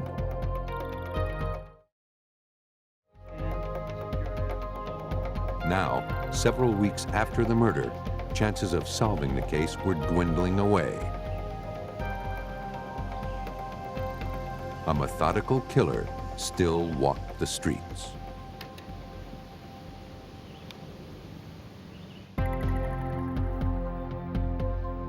After several weeks, investigators were no closer to solving the brutal murder of an unidentified woman whose body had been set on fire and left burning on the side of an Illinois highway. Desperate to identify the remains, investigators sent the victim's skull and teeth to Dr. Stephen Smith, a consultant in forensic dentistry. In the worst of circumstances, the teeth pretty well survive. And so because of that, we become very useful for the uniqueness of the human dentition. We can find the uniquenesses that everybody has in their dentition. And that's enough to separate us from one human being to another. The arch of the jaw suggested that the victim was most likely Asian, not Hispanic. After studying the general anatomy, Dr. Smith examined each individual tooth. This would be the temporary cement that would indicate that this person is probably going to be going back to the dentist. And I see some bone loss in this area. This would indicate periodontal disease, and that the person probably was possibly seeing a periodontist. This kind of dental history gave Dr. Smith new insight into the victim's age. As I looked at this information and as I came to my independent evaluation, I thought this person had to be at least in their 40s. 38 to 40, maybe 42, 43, somewhere like that, but not more than a 5-year difference. Dr. Smith's detailed analysis had exposed a critical flaw in the original description of the victim. She couldn't have been between the ages of 18 and 25 as previously thought. He showed that she was some 20 years older than that. In this particular case, we were scrambling because we were chasing an 18 to 25-year-old missing person that was not our victim. So when they came up with that, it was like somebody just opened a door, you know. Now, almost 2 months after the burning body had been found, detectives went back to the statewide police computer network and modified the victim's description. The new findings paid off. Within hours of modifying their search, investigators received a call from nearby DuPage County Sheriff's Department. They had a missing persons case that matched the new description.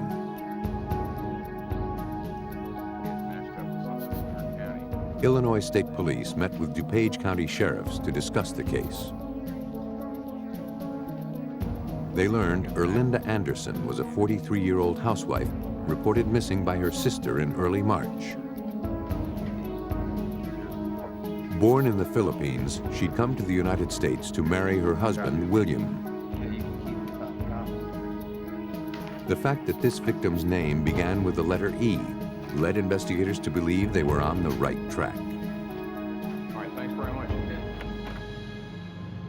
Deputies told investigators that they had met with William Anderson shortly after his wife was reported missing. He was questioned about his wife and their marriage. It hadn't been a traditional courtship.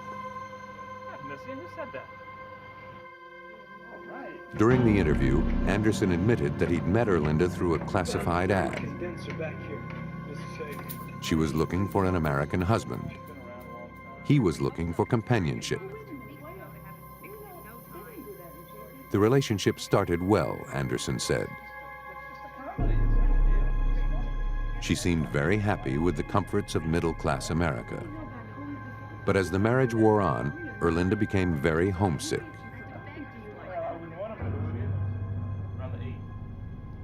He insisted Erlinda wasn't missing. In fact, he'd seen her board a plane bound for the Philippines in early March.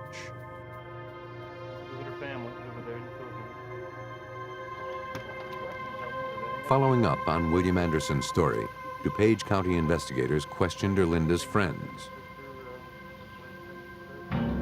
They confirmed that Erlinda had been unhappy with her life in the U.S., mostly because of her marriage to William. And she had been longing to return home. But it was strange that they hadn't heard from their friend in months. William Anderson's inconsistent story, coupled with Dr. Smith's forensic analysis, led investigators to now believe the victim found burning on the side of the road was Erlinda Anderson. And that would make her husband the leading suspect in her murder. But so far, there was no evidence to prove it.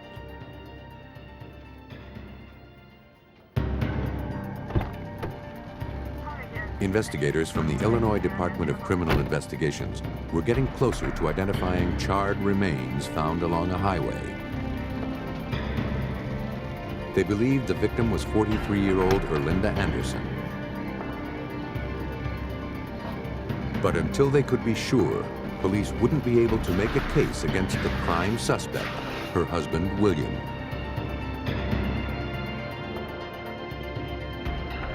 With only the victim's teeth to work with, investigators subpoenaed Erlinda's dental records. They were sent to forensic dentist Dr. Stephen Smith for comparison.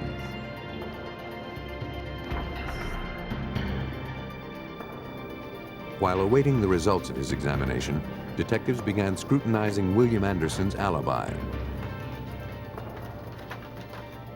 He had claimed that he had seen Erlinda board a plane bound for the Philippines.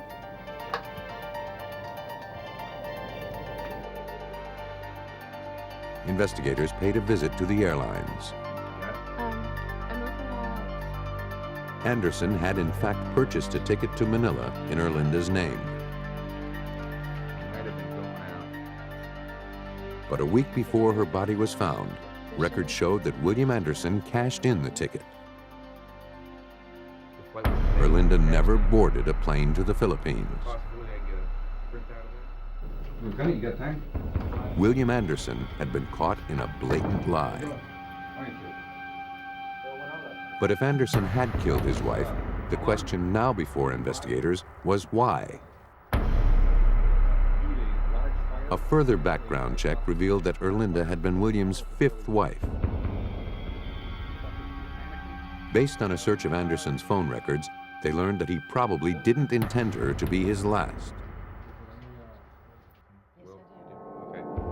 Many of the bills reflected calls to one of Anderson's female co-workers. The woman, who was married, reluctantly admitted that she and Anderson had been having an affair. Anderson complained to her that Erlinda was constantly spending his money, always sending gifts to her friends and family in the Philippines. The day after the body was found, William took her out for a romantic dinner. He told her to leave her husband and marry him instead. She questioned Anderson about, you know, what about your wife? And Anderson told her, don't worry about my wife, she's not coming back. The case was now in the hands of forensic dentist Dr. Stephen Smith. When making an identification, Smith superimposes the living dental records with the x-rays made after death. On this case here, I can take and move it around, and all of a sudden I see a clear picture. It was fuzzy, now it's totally clear. It means that the one film overlays the other one perfectly. In myself, if I'm asked, is this a match? I could say yes. I would be assured, looking at this film, that this film matches that film, and I could say that this dentition belongs to that remains. After months of frustration, the burned body had finally been identified as Erlinda Anderson. And with a new romance brewing, William Anderson had motive to get rid of her.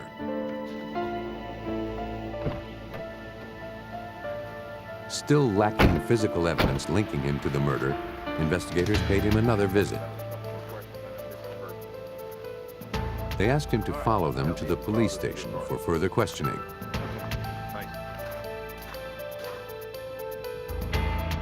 While police began their interrogation, a warrant was obtained to search Anderson's car. Though the tire treads did not match those found at the crime scene, the trunk and the items inside it were splattered with red stains.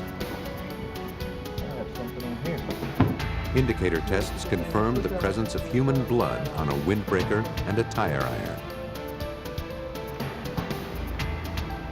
The blood was too deteriorated to make a detailed comparison, but it was one more piece of incriminating evidence.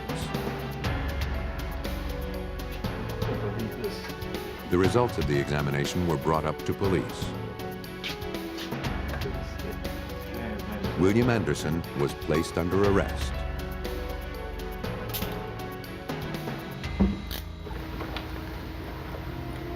Investigators believe that Anderson used the tire iron to beat Erlinda in the head. After she was dead, he drove her body down Interstate 55.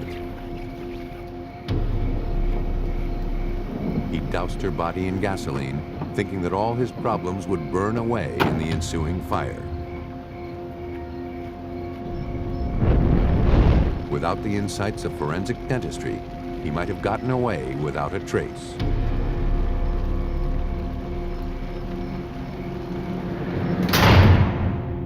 A jury found William Anderson guilty of murder and sentenced him to life in prison. Some killers are determined to keep the identity of their victims a secret. When they are successful, their deeds threaten to go unpunished. But forensic scientists can breathe life into a dying investigation and find justice written in bone.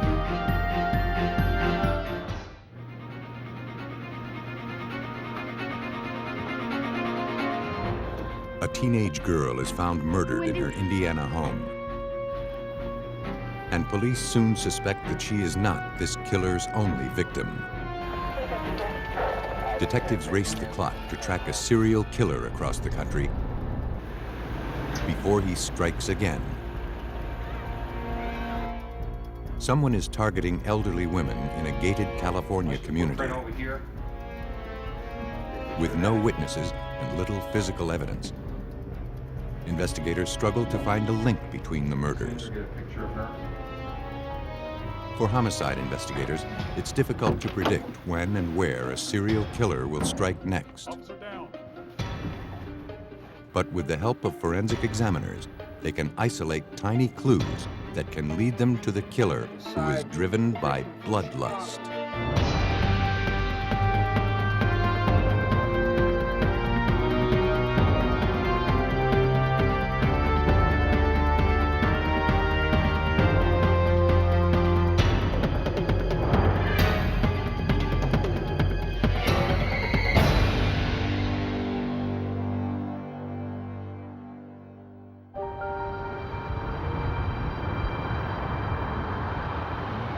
In this episode, some of the names have been changed. An hour's drive south of Chicago, Griffith, Indiana is home to 18,000 people. People drawn here by the quiet lifestyle and the low crime rate. Hey, Wendy. Around 7 p.m. on October 13th, 1987, 15-year-old Christine Gallagher returned home from school. Believe what happened at the swim meet today. She called out to her older sister, Wendy, but there was no response. Hey, Wendy.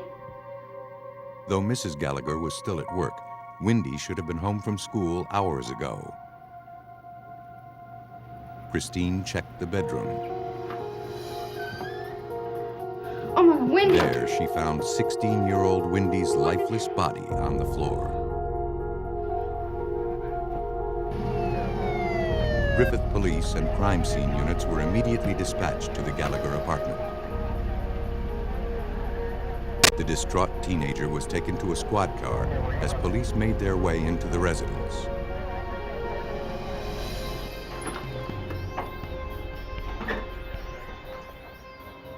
Inside the apartment, the living room was neat and orderly. But in the bedroom, police discovered the gruesome scene.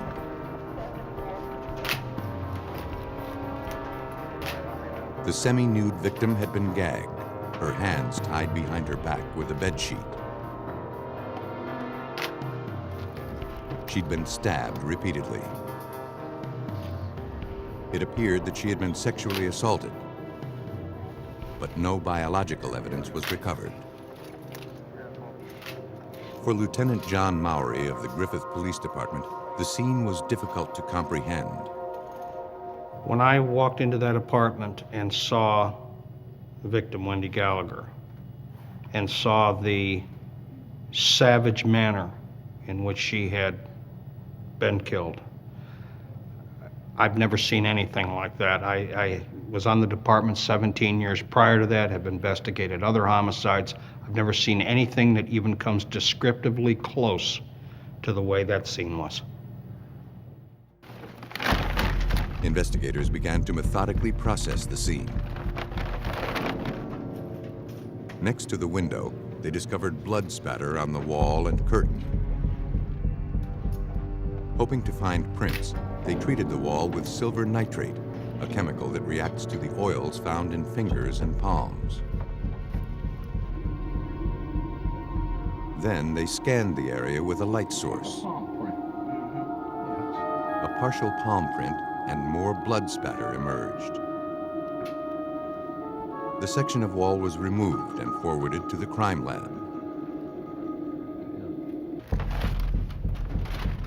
In the living room, investigators collected a drinking glass with smudged fingerprints.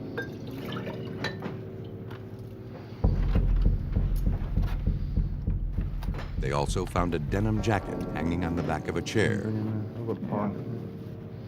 Searching the pockets, they found a driver's license. It belonged to a teenage boy with a local address. Run a check on that for us. On the kitchen counter, detectives recovered a woman's purse. There was no identification inside.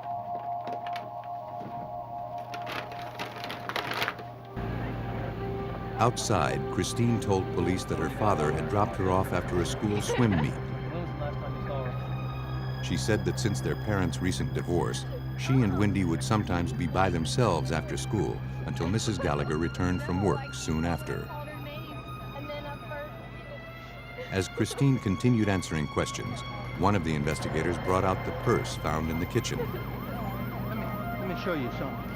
See if they have this with this. Christine said it was hers. She added that when she arrived home, she didn't remember seeing Wendy's purse anywhere.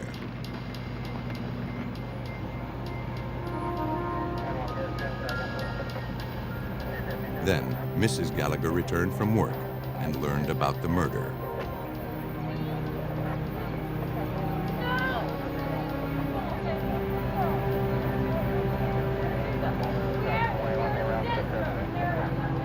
Overwhelmed with grief, she told police she couldn't believe anyone would want to kill her daughter. Wendy was such a beautiful and cheerful girl.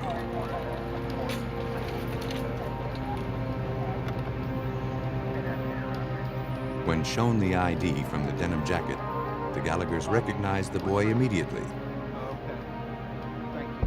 He was Wendy's boyfriend.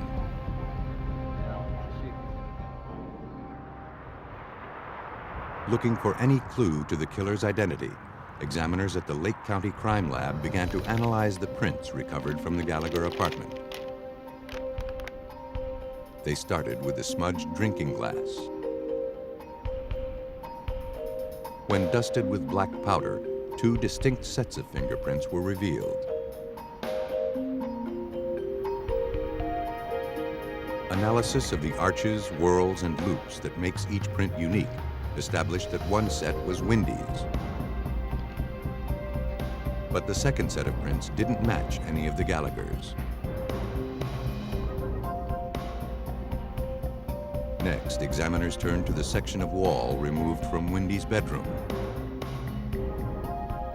To preserve the fragile drywall, they worked from photographs.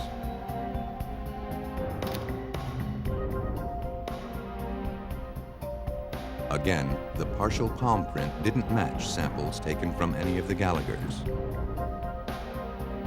Its position on the drywall in relation to the blood found around the window led evidence technician Ronald Latch to conclude that whoever left it had been startled. He put one hand on the wall and looked out the curtain because you could see blood on the edge of the curtain and on the wall, and looking out to see if somebody was coming. Maybe he heard a voice or a car door slam. But the concern must have been short-lived. Crime scene analysis uncovered no signs of a forced entry or exit.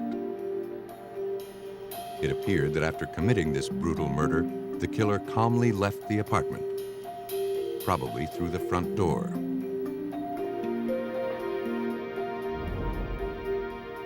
Convinced that the unidentified prints were the key to revealing the killer's identity, investigators ran them through APHIS, a computer database that holds millions of fingerprint records.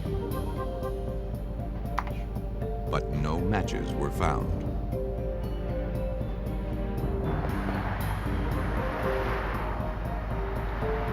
Detectives turned to Wendy's boyfriend for answers. They wanted to know why his jacket and ID were found in the Gallagher's apartment. Come in today, an e-card. In my coat pocket. The teenager explained that Wendy had been cold that day at school. He'd loaned her his jacket and she'd worn it home. At your girlfriend's house. He said he was home with his parents during the time of the murder. Walking home from school when she was cold, so I took it off and let her have it. He also told police he had no idea who could have hurt Wendy. Bonnie, you should have seen it. She was very popular at school, where she was an honor student and a pom-pom girl. Okay, so Ryan. He said Wendy was a lot of fun to be with, and he couldn't believe she was gone. I was in the back of the class. I'm going to go get this folder over. Though he had a solid alibi, detectives fingerprinted him before letting him go. But analysis of his prints later confirmed his innocence.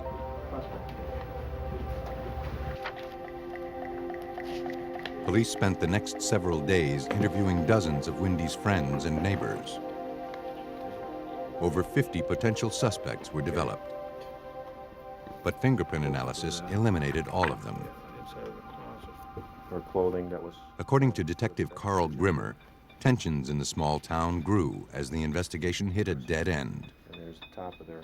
Within the community of Griffith after this occurred, there was a lot of fear. We didn't know who we were looking for. We didn't know if we were looking for somebody that lived in our town, somebody in a neighboring town, or if it could have been a drifter. But a week after the murder, police got a solid lead. A woman in Chicago had found Wendy's missing purse. I understand you found a purse that we were been looking for. The purse somehow ended up in my purse. I had She explained that her own purse had been snatched during an assault. The purse actually ended up in mine. Yes, sir. When it was later recovered from a dumpster and returned, she opened it and found Wendy Gallagher's purse and ID stuffed inside.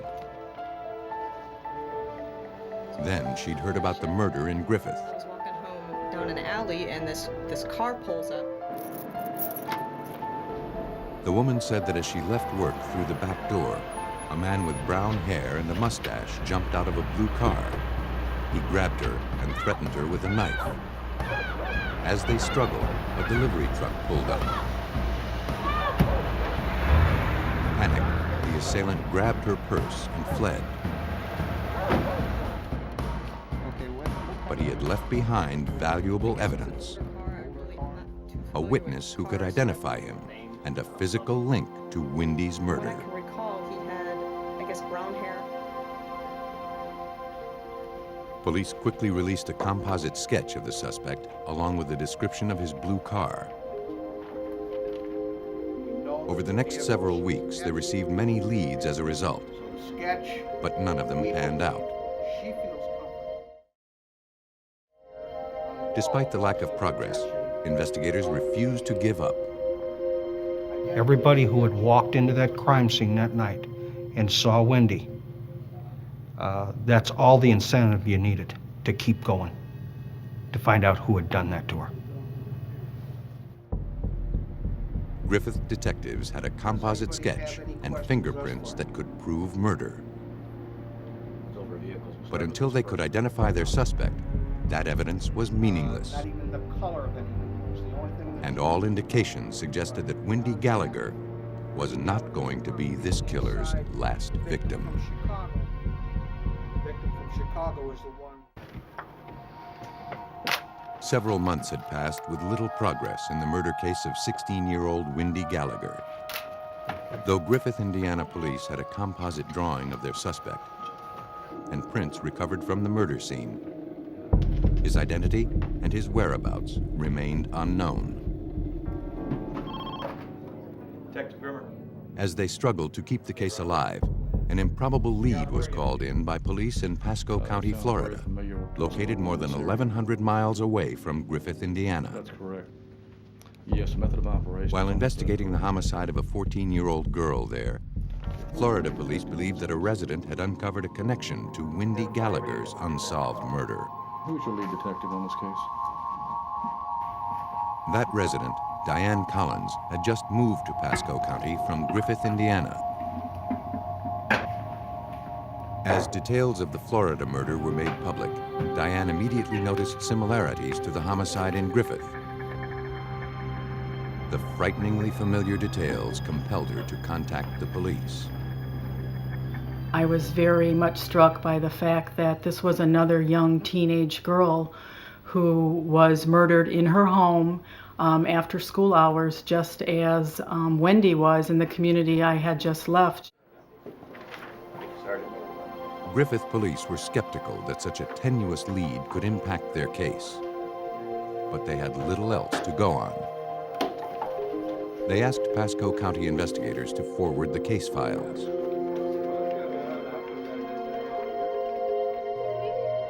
According to police reports, in January 1988, 14-year-old Janet Clark was discovered in her bedroom by her younger brother shortly after 6 p.m.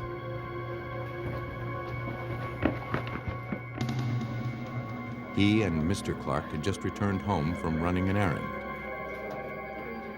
Janet had been home from school just a few hours. When police arrived, they found Janet's partially clad body gagged and bound, her hands tied together with a bed sheet. She'd been viciously knifed and raped. No prints had been found at the scene. And while DNA evidence was recovered during autopsy, investigators had no suspect to link it to.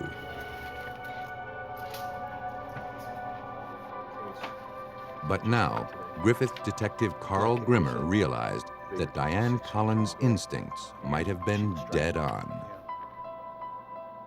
We thought it was a long shot that the two cases could be connected. But when we sat and studied the photos, studied the crime scenes, we became stronger and stronger in our belief that they probably were connected.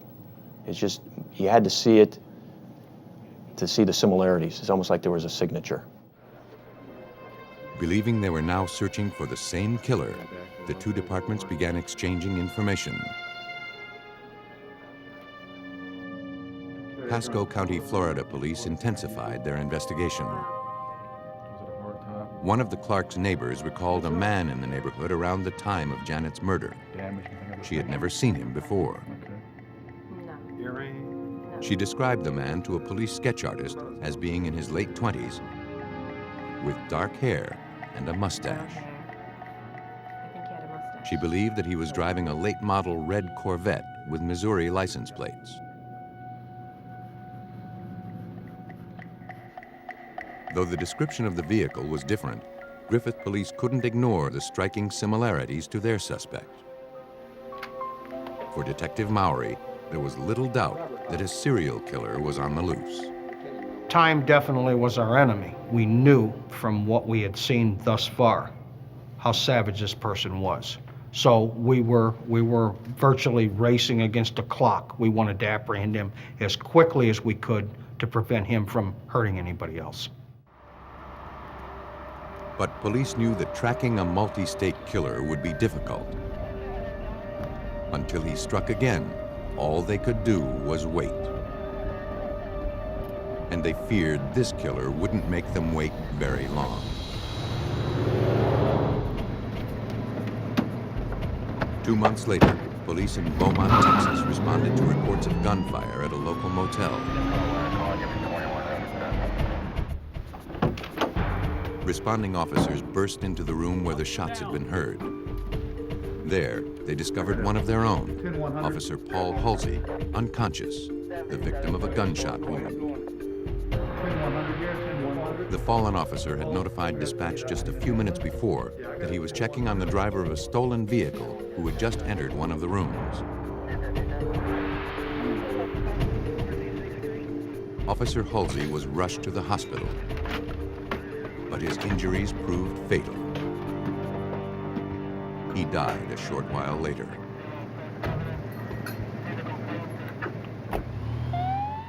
A witness at the motel stated that he heard gunfire and looked out his window. He saw a man with dark hair and a mustache speed away in a red Corvette.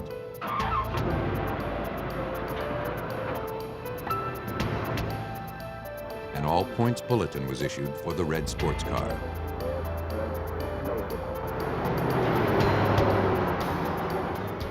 And within a few minutes, dispatchers reported that the vehicle had been spotted. The sports car was able to elude police for more than 20 miles.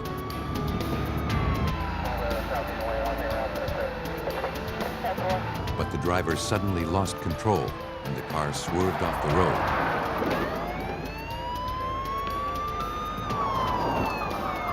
road. He fled into a wooded area on foot and disappeared.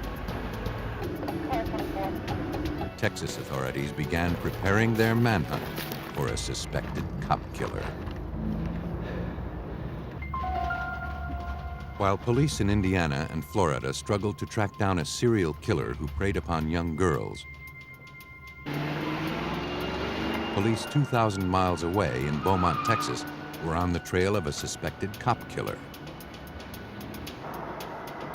Though the suspect had managed to escape, police had his abandoned red Corvette. How you doing? All right. Inside, they recovered a blood-stained .357 Magnum that had been recently fired. 357? They also found stolen license plates, including a set from Missouri.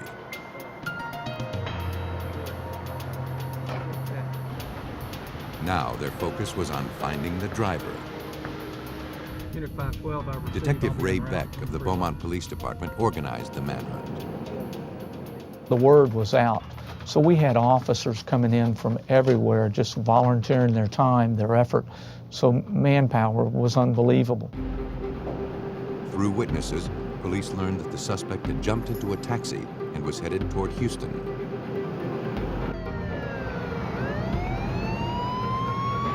Officers quickly caught up with the cab. Taxi drivers, get out of the car! Backseat passenger, get your hands up! The man believed responsible for the murder of Officer Halsey was taken into custody. Keep your hands up, get out of the car. Keep your hands where I can see them. Turn around, over here on the trunk. The suspect, identified as 28-year-old Michael Lee Lockhart, was questioned at the Beaumont police station. He immediately confessed to shooting Officer Halsey, but offered no explanation. It seemed too easy.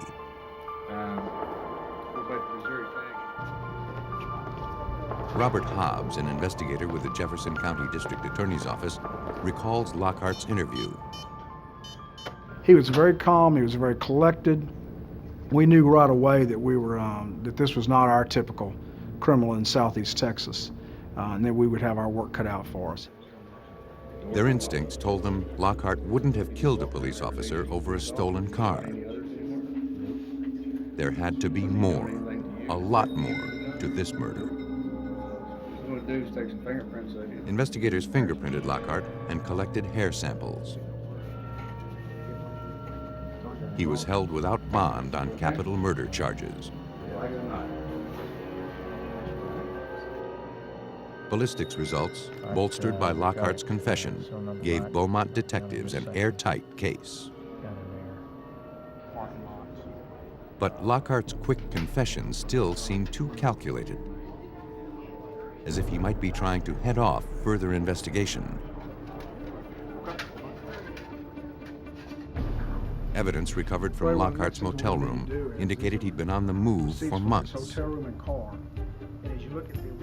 Police had recovered several hotel and restaurant receipts from throughout the Midwest.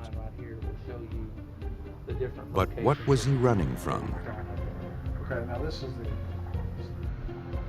Hoping to find out, Detective Ray Beck wrote an article profiling Lockhart and details of Officer Halsey's murder for a national law enforcement magazine.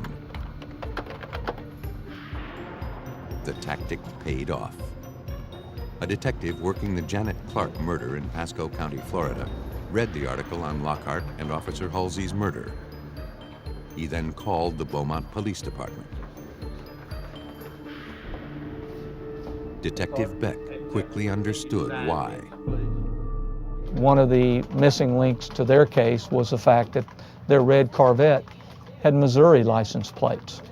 And that was one of the pieces of evidence that we had here, was Missouri license plates that we found in the Corvette. Detective Beck next learned about the connection to Wendy Gallagher's murder. Investigators working that case in Griffith, Indiana, were immediately notified. They requested that Lockhart's prints be forwarded to the Lake County Crime Lab.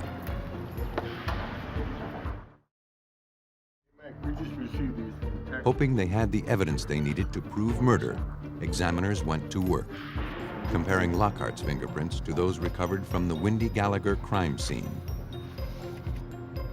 After scrutinizing and comparing both sets of prints, examiner Ronald Latch was certain that Wendy's killer had been found.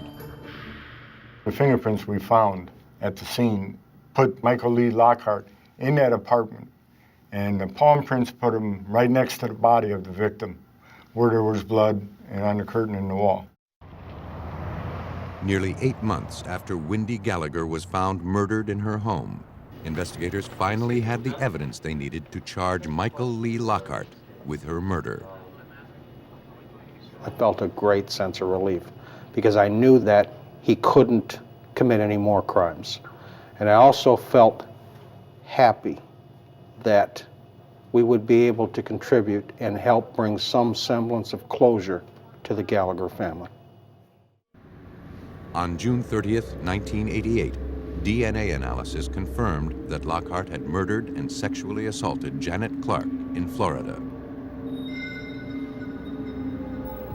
Working together, 3 police agencies had tied 3 seemingly unrelated murders to one predator.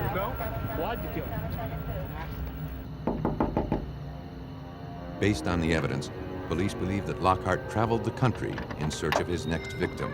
Hey, those are right down the road. Can I use your phone? He would prowl an area, hunting for vulnerable young victims. When he knew they were alone, he would con his way into their homes, where he would rape and murder them.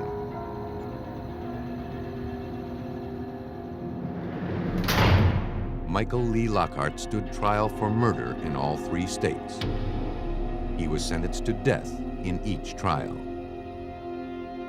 In Texas, on December 9, 1997, Michael Lee Lockhart was executed for his crimes. It took the cooperative effort of 3 police departments to track a transient serial killer across the United States. He's talking to. But sometimes, murderers who stay in one place are just as hard for investigators to find. 75 miles from Los Angeles, Riverside County, California is a haven for retirees and people looking to escape the problems of urban life. But on February 16, 1994, a 911 call brought police from the Riverside County Sheriff's Office to a condo in the upscale community of Canyon Lake.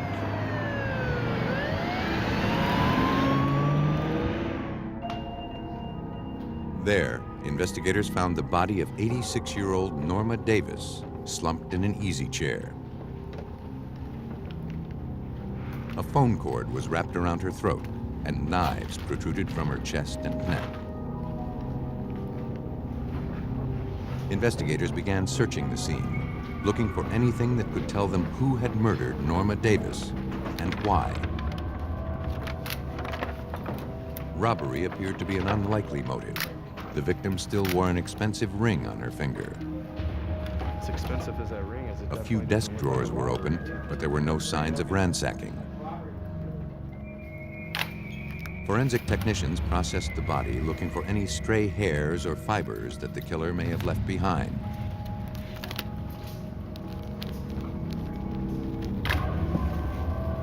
But from the position of the body, it was clear to California Department of Justice criminalist Alyssa Mayo Thompson that there was little interaction between the victim and killer. She appeared to just be sitting in her chair as if she were perhaps reading or watching TV. It didn't appear that she had made much of a struggle or had attempted to get up from that chair. That told investigators that Norma Davis most likely knew her killer. The knives were removed and sent to the crime lab to be tested for prints.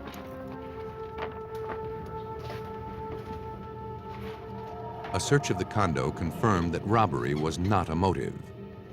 On the kitchen floor, investigators found Norma's purse, still containing credit cards and cash.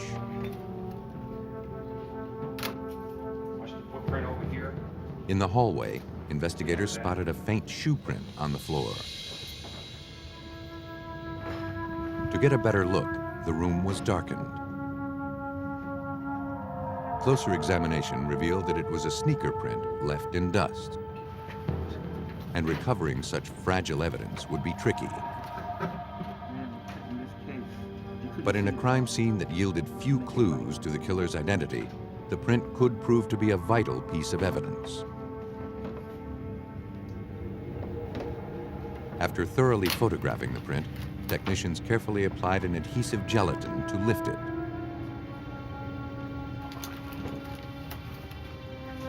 But the minute details of the print didn't survive the lift. It would be up to examiners to determine if there was a sufficient sample to do future comparisons when and if a suspect emerged. Outside, detectives talked to Alice Williams, who had found the victim. She stated that she had come over to pick up Norma for their weekly hair appointment. She let herself in when Norma didn't respond to her calls. That's when she discovered the body. She couldn't understand how such a thing could have happened in Canyon Lake. It was a gated community with round-the-clock security. You have a mustache? Norma's ex-daughter-in-law, Mary Pierce, had also arrived at the scene. She too lived in Canyon Lake. She told investigators that she and Norma were very close. But as Mary continued describing Norma in greater detail, detectives glanced down and noticed she was wearing Nike sneakers. They asked if there was anyone close to Norma who would want her dead. Mary reacted with shock, insisting no relative could possibly be involved. But now, detectives weren't so sure. They turned to the crime lab for answers. But criminalists at the California Department of Justice Forensic Lab determined that all of the evidence recovered from the condo had been wiped clean of prints. One of those stains could have come from her. There were no stains. They hoped the recovered shoe print could lead them to Norma's killer. For Ricky Eldon Cooksey, a criminalist with the Department of Justice Crime Lab in Riverside, shoe print evidence can carry investigators a long way. A shoe print collected at the crime scene can help the investigators if we can identify what kind of shoe made that print, and there are data banks that store that type of information. We can tell them what type of shoe they're looking for and size shoe they're looking for. After reviewing hundreds of different sneaker tread designs, Cooksey believed that the print recovered from Norma Davis's home had been made by a Nike. He acquired a similar sneaker from the manufacturer and made test prints. The tread design was identical. Cooksey had determined that the suspect's print had been made by a size 6.5 Nike Air tennis shoe. For detectives, the news was not that encouraging. Talk to you later. Okay. Tracking down a specific purchase of such a popular shoe would be next to impossible. Thank you. The only thing that homicide detective Joe Greco could infer from the analysis was that the suspect was a small male or possibly a woman. And he already had a potential suspect who fit that description. Goodbye. We suspected the ex-daughter-in-law, Mary Pierce, because of the the shoes that she was wearing when she came to the crime scene, and the brand of shoe matched the brand of shoe that we found in the doorway. And also, she was the caretaker. She was the obvious choice. Thanks, Barry. Police questioned Mary Pierce in greater detail, carefully watching her demeanor. She would take her medicine. Mary said her ex-mother-in-law was a wonderful, warm person who didn't have any enemies. Most days, she just watched her TV or read.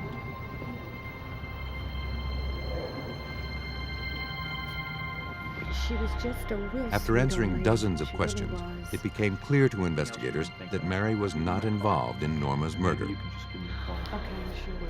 Her cooperation and her grief were sincere. Please call me. Okay, thank you. I sure will. I appreciate your time. Thank you. Detectives reviewed dozens of statements given by Norma's family, friends, and neighbors, but no one had any useful information. The case quickly threatened to go cold. With no suspects and no solid leads, it looked like Norma Davis's murder might never be solved. In Riverside, California, the investigation into the stabbing and strangulation death of 86-year-old Norma Davis, killed in her Canyon Lake home, had ground to a halt. Attention units, we have a possible homicide. As investigators struggled to keep the case alive, another 911 call came in from residents of Canyon Lake. Another elderly woman had been found murdered in her home.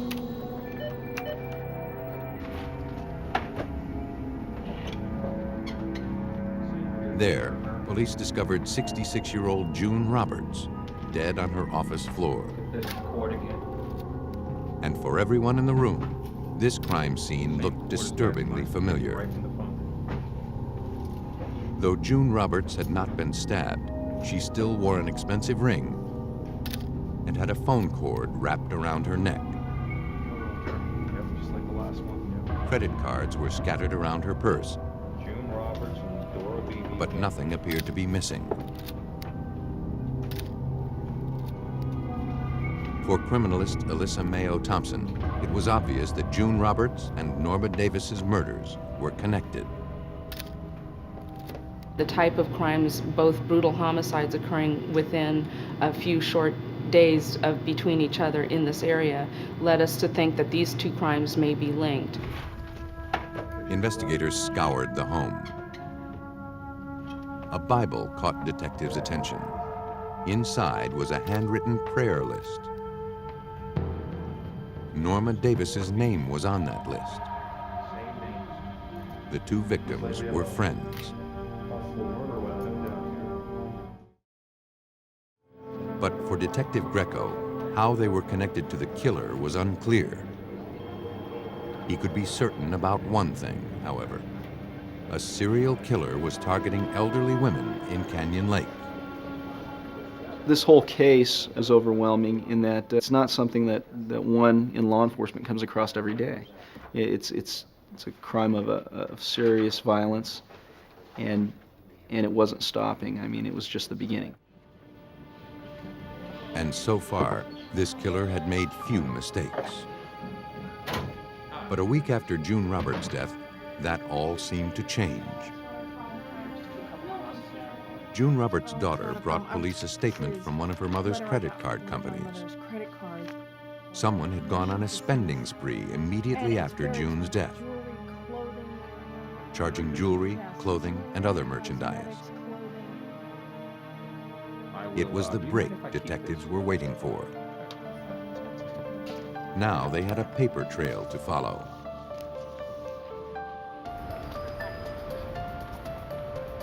They started at a jewelry store, where the first purchase with the murdered victim's card had been made. The clerk vaguely recalled the transaction. She remembered that a blonde woman came into the store and purchased an expensive set of earrings. The woman charged the items and signed her name, June Roberts. The clerk couldn't provide enough detail for a composite sketch. but she gave investigators a Xerox copy of an identical pair of earrings. Is there anything else? The blonde woman, whoever she was, had been linked to one of the victims. Card, and if you can think of anything.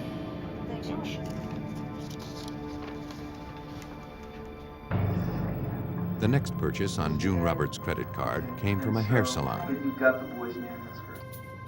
A stylist there remembered the woman claiming to be June Roberts. That's her name.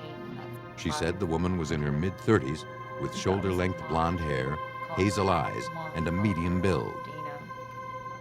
She added that the woman had a young boy with her. According to her appointment book, his name was Jonathan Weaver. You cut his hair and I cut her hair. An artist was brought in to translate the stylist's description of the blonde woman into a composite sketch.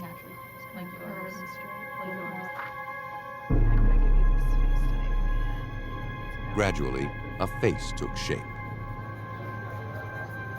Yes. What would you change about it? But police still didn't know how this woman fit into the murders, Because we want to keep moving around it. and they had no way to put a name to her face.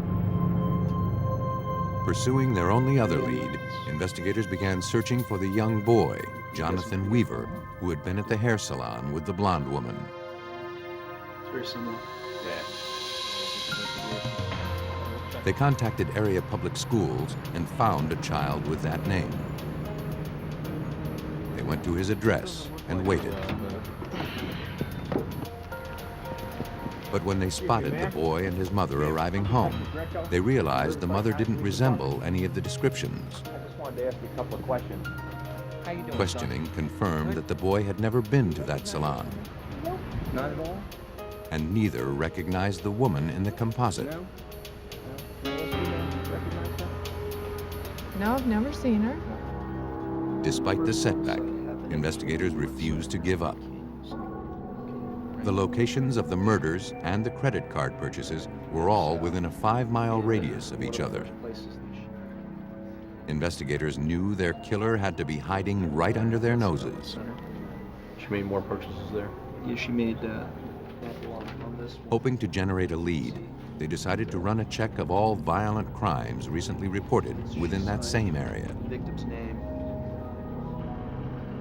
The tactic turned up a possible clue. An elderly woman who owned an antique shop just blocks away from Canyon Lake had been recently assaulted. And this young woman came in with Dorinda Hawkins, still recovering in the hospital, had barely survived the attack. She told investigators that a blonde woman came into her antique shop to ask about framing. When she led the customer into the back to show her some samples, the woman suddenly attacked her from behind. Dorinda felt a rope tightening around her neck. she had a rope around my neck. She told detectives that she then began begging for her life. Called 911. You know, you can have whatever you want, take whatever you want. I have 8 children, let me live. And the suspect told her, I'm not doing this for the money. Dorinda had been left for dead, but she managed to regain consciousness. When she came to, her red-coiled key band that held the keys to the cash register was missing from her wrist, Wire thing around my wrist. and money from the register was also gone. And she just kept choking. And I passed out. When shown the composite, she positively identified the blonde as her assailant.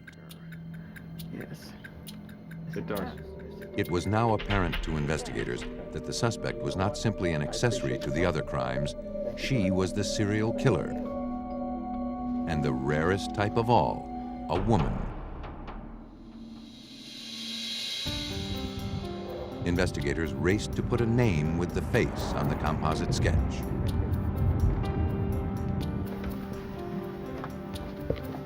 Since Mary Pierce had known both of the murder victims, police hoped she might have also crossed paths with the killer. No, this won't take long at all. Let me ask you this. Can you put a name to this face? Does this look familiar? When shown the sketch, Mary said that the face kind of resembled her stepdaughter, Dana Sue Gray. Sue Gray, that's my stepdaughter. As Mary described her stepdaughter, the pieces started to fall into place. Write that down. The information fit the description of the suspect that I was looking for, in that she had a key to the first victim's house. She knew the second victim. She had a pass to get into Canyon Lake, and she was familiar with the area. Mary added that Dana owned a house in Canyon Lake.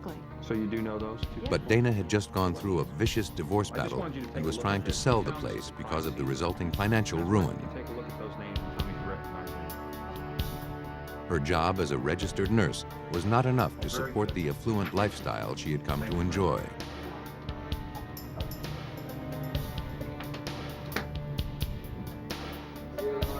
The positive identification of the sketch and the information provided by Mary Pierce led detectives to obtain a warrant to search Dana Sue Gray's property. But that would take time. And given the suspect's propensity for violence, they didn't want to give her a chance to kill again. Undercover officers immediately put her under surveillance. Riverside County investigators continued looking into Dana Sue Gray's background. They learned that she was currently dating a man who had a young child named Jonathan Weaver, the same name as the child who had been at the hair salon. No, I was out of town on business. But this Jonathan Weaver was enrolled in private school. Yeah, I'm not sure about You remember that one? Previously, detectives had only searched public school records. Later that afternoon, one of the officers picked up Dana's trail in nearby Sun City as she entered a bank.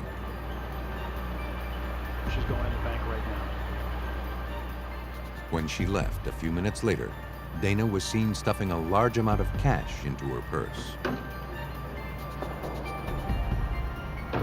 Okay, we're gonna go and search. A few hours later, Riverside police had obtained their search warrant. Detective Greco briefed the team on the items of evidence they were looking for once they made their way inside the suspect's house.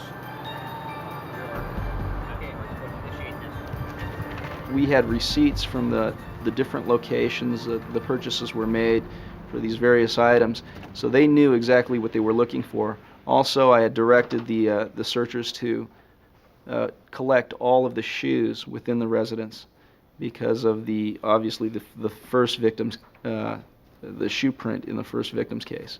In the early evening hours of March 16, 1994, Riverside County investigators took suspected serial killer Dana Sue Gray into custody. She was taken to the Riverside Police Station for questioning.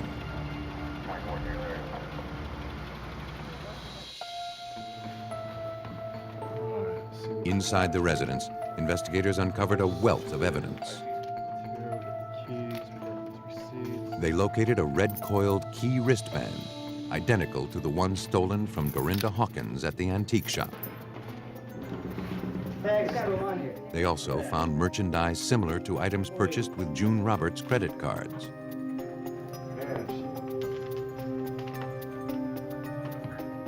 Inside Dana's purse, police made an ominous discovery. There was $1,900 in cash and a checkbook in the name of Dora Beebe. The address on the checks was from Sun City.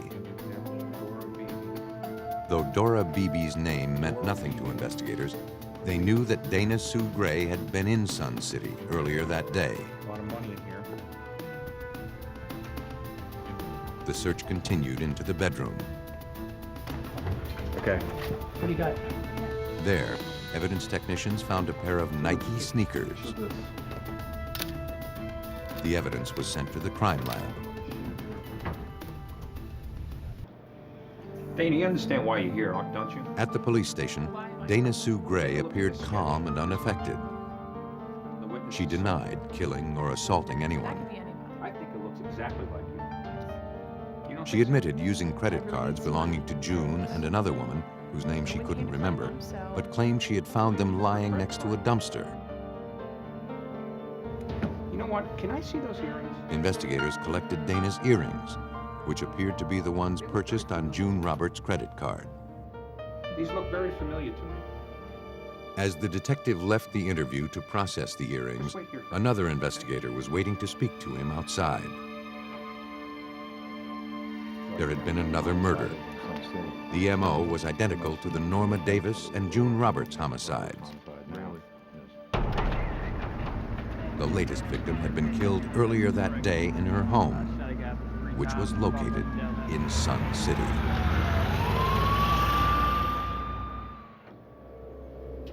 Riverside, California police believed that the suspect in the murders of Norma Davis and June Roberts was finally in their custody.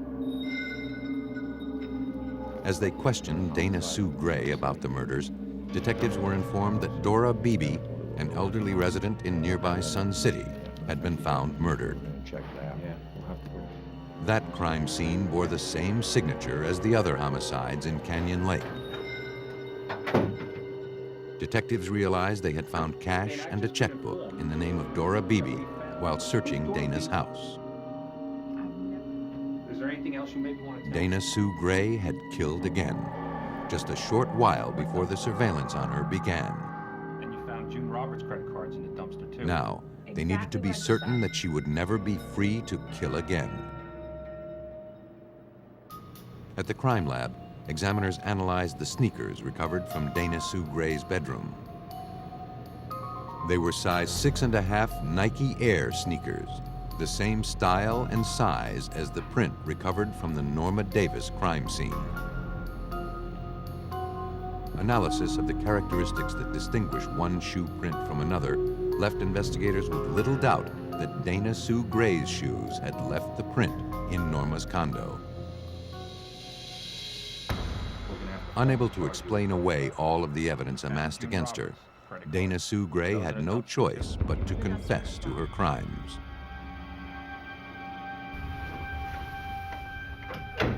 Riverside County investigators believe that Dana Sue Gray was driven over the edge by her financial misfortunes that resulted from her divorce. Angry and envious, she chose affluent victims, sometimes strangers, but mostly friends and relatives, as targets for murder.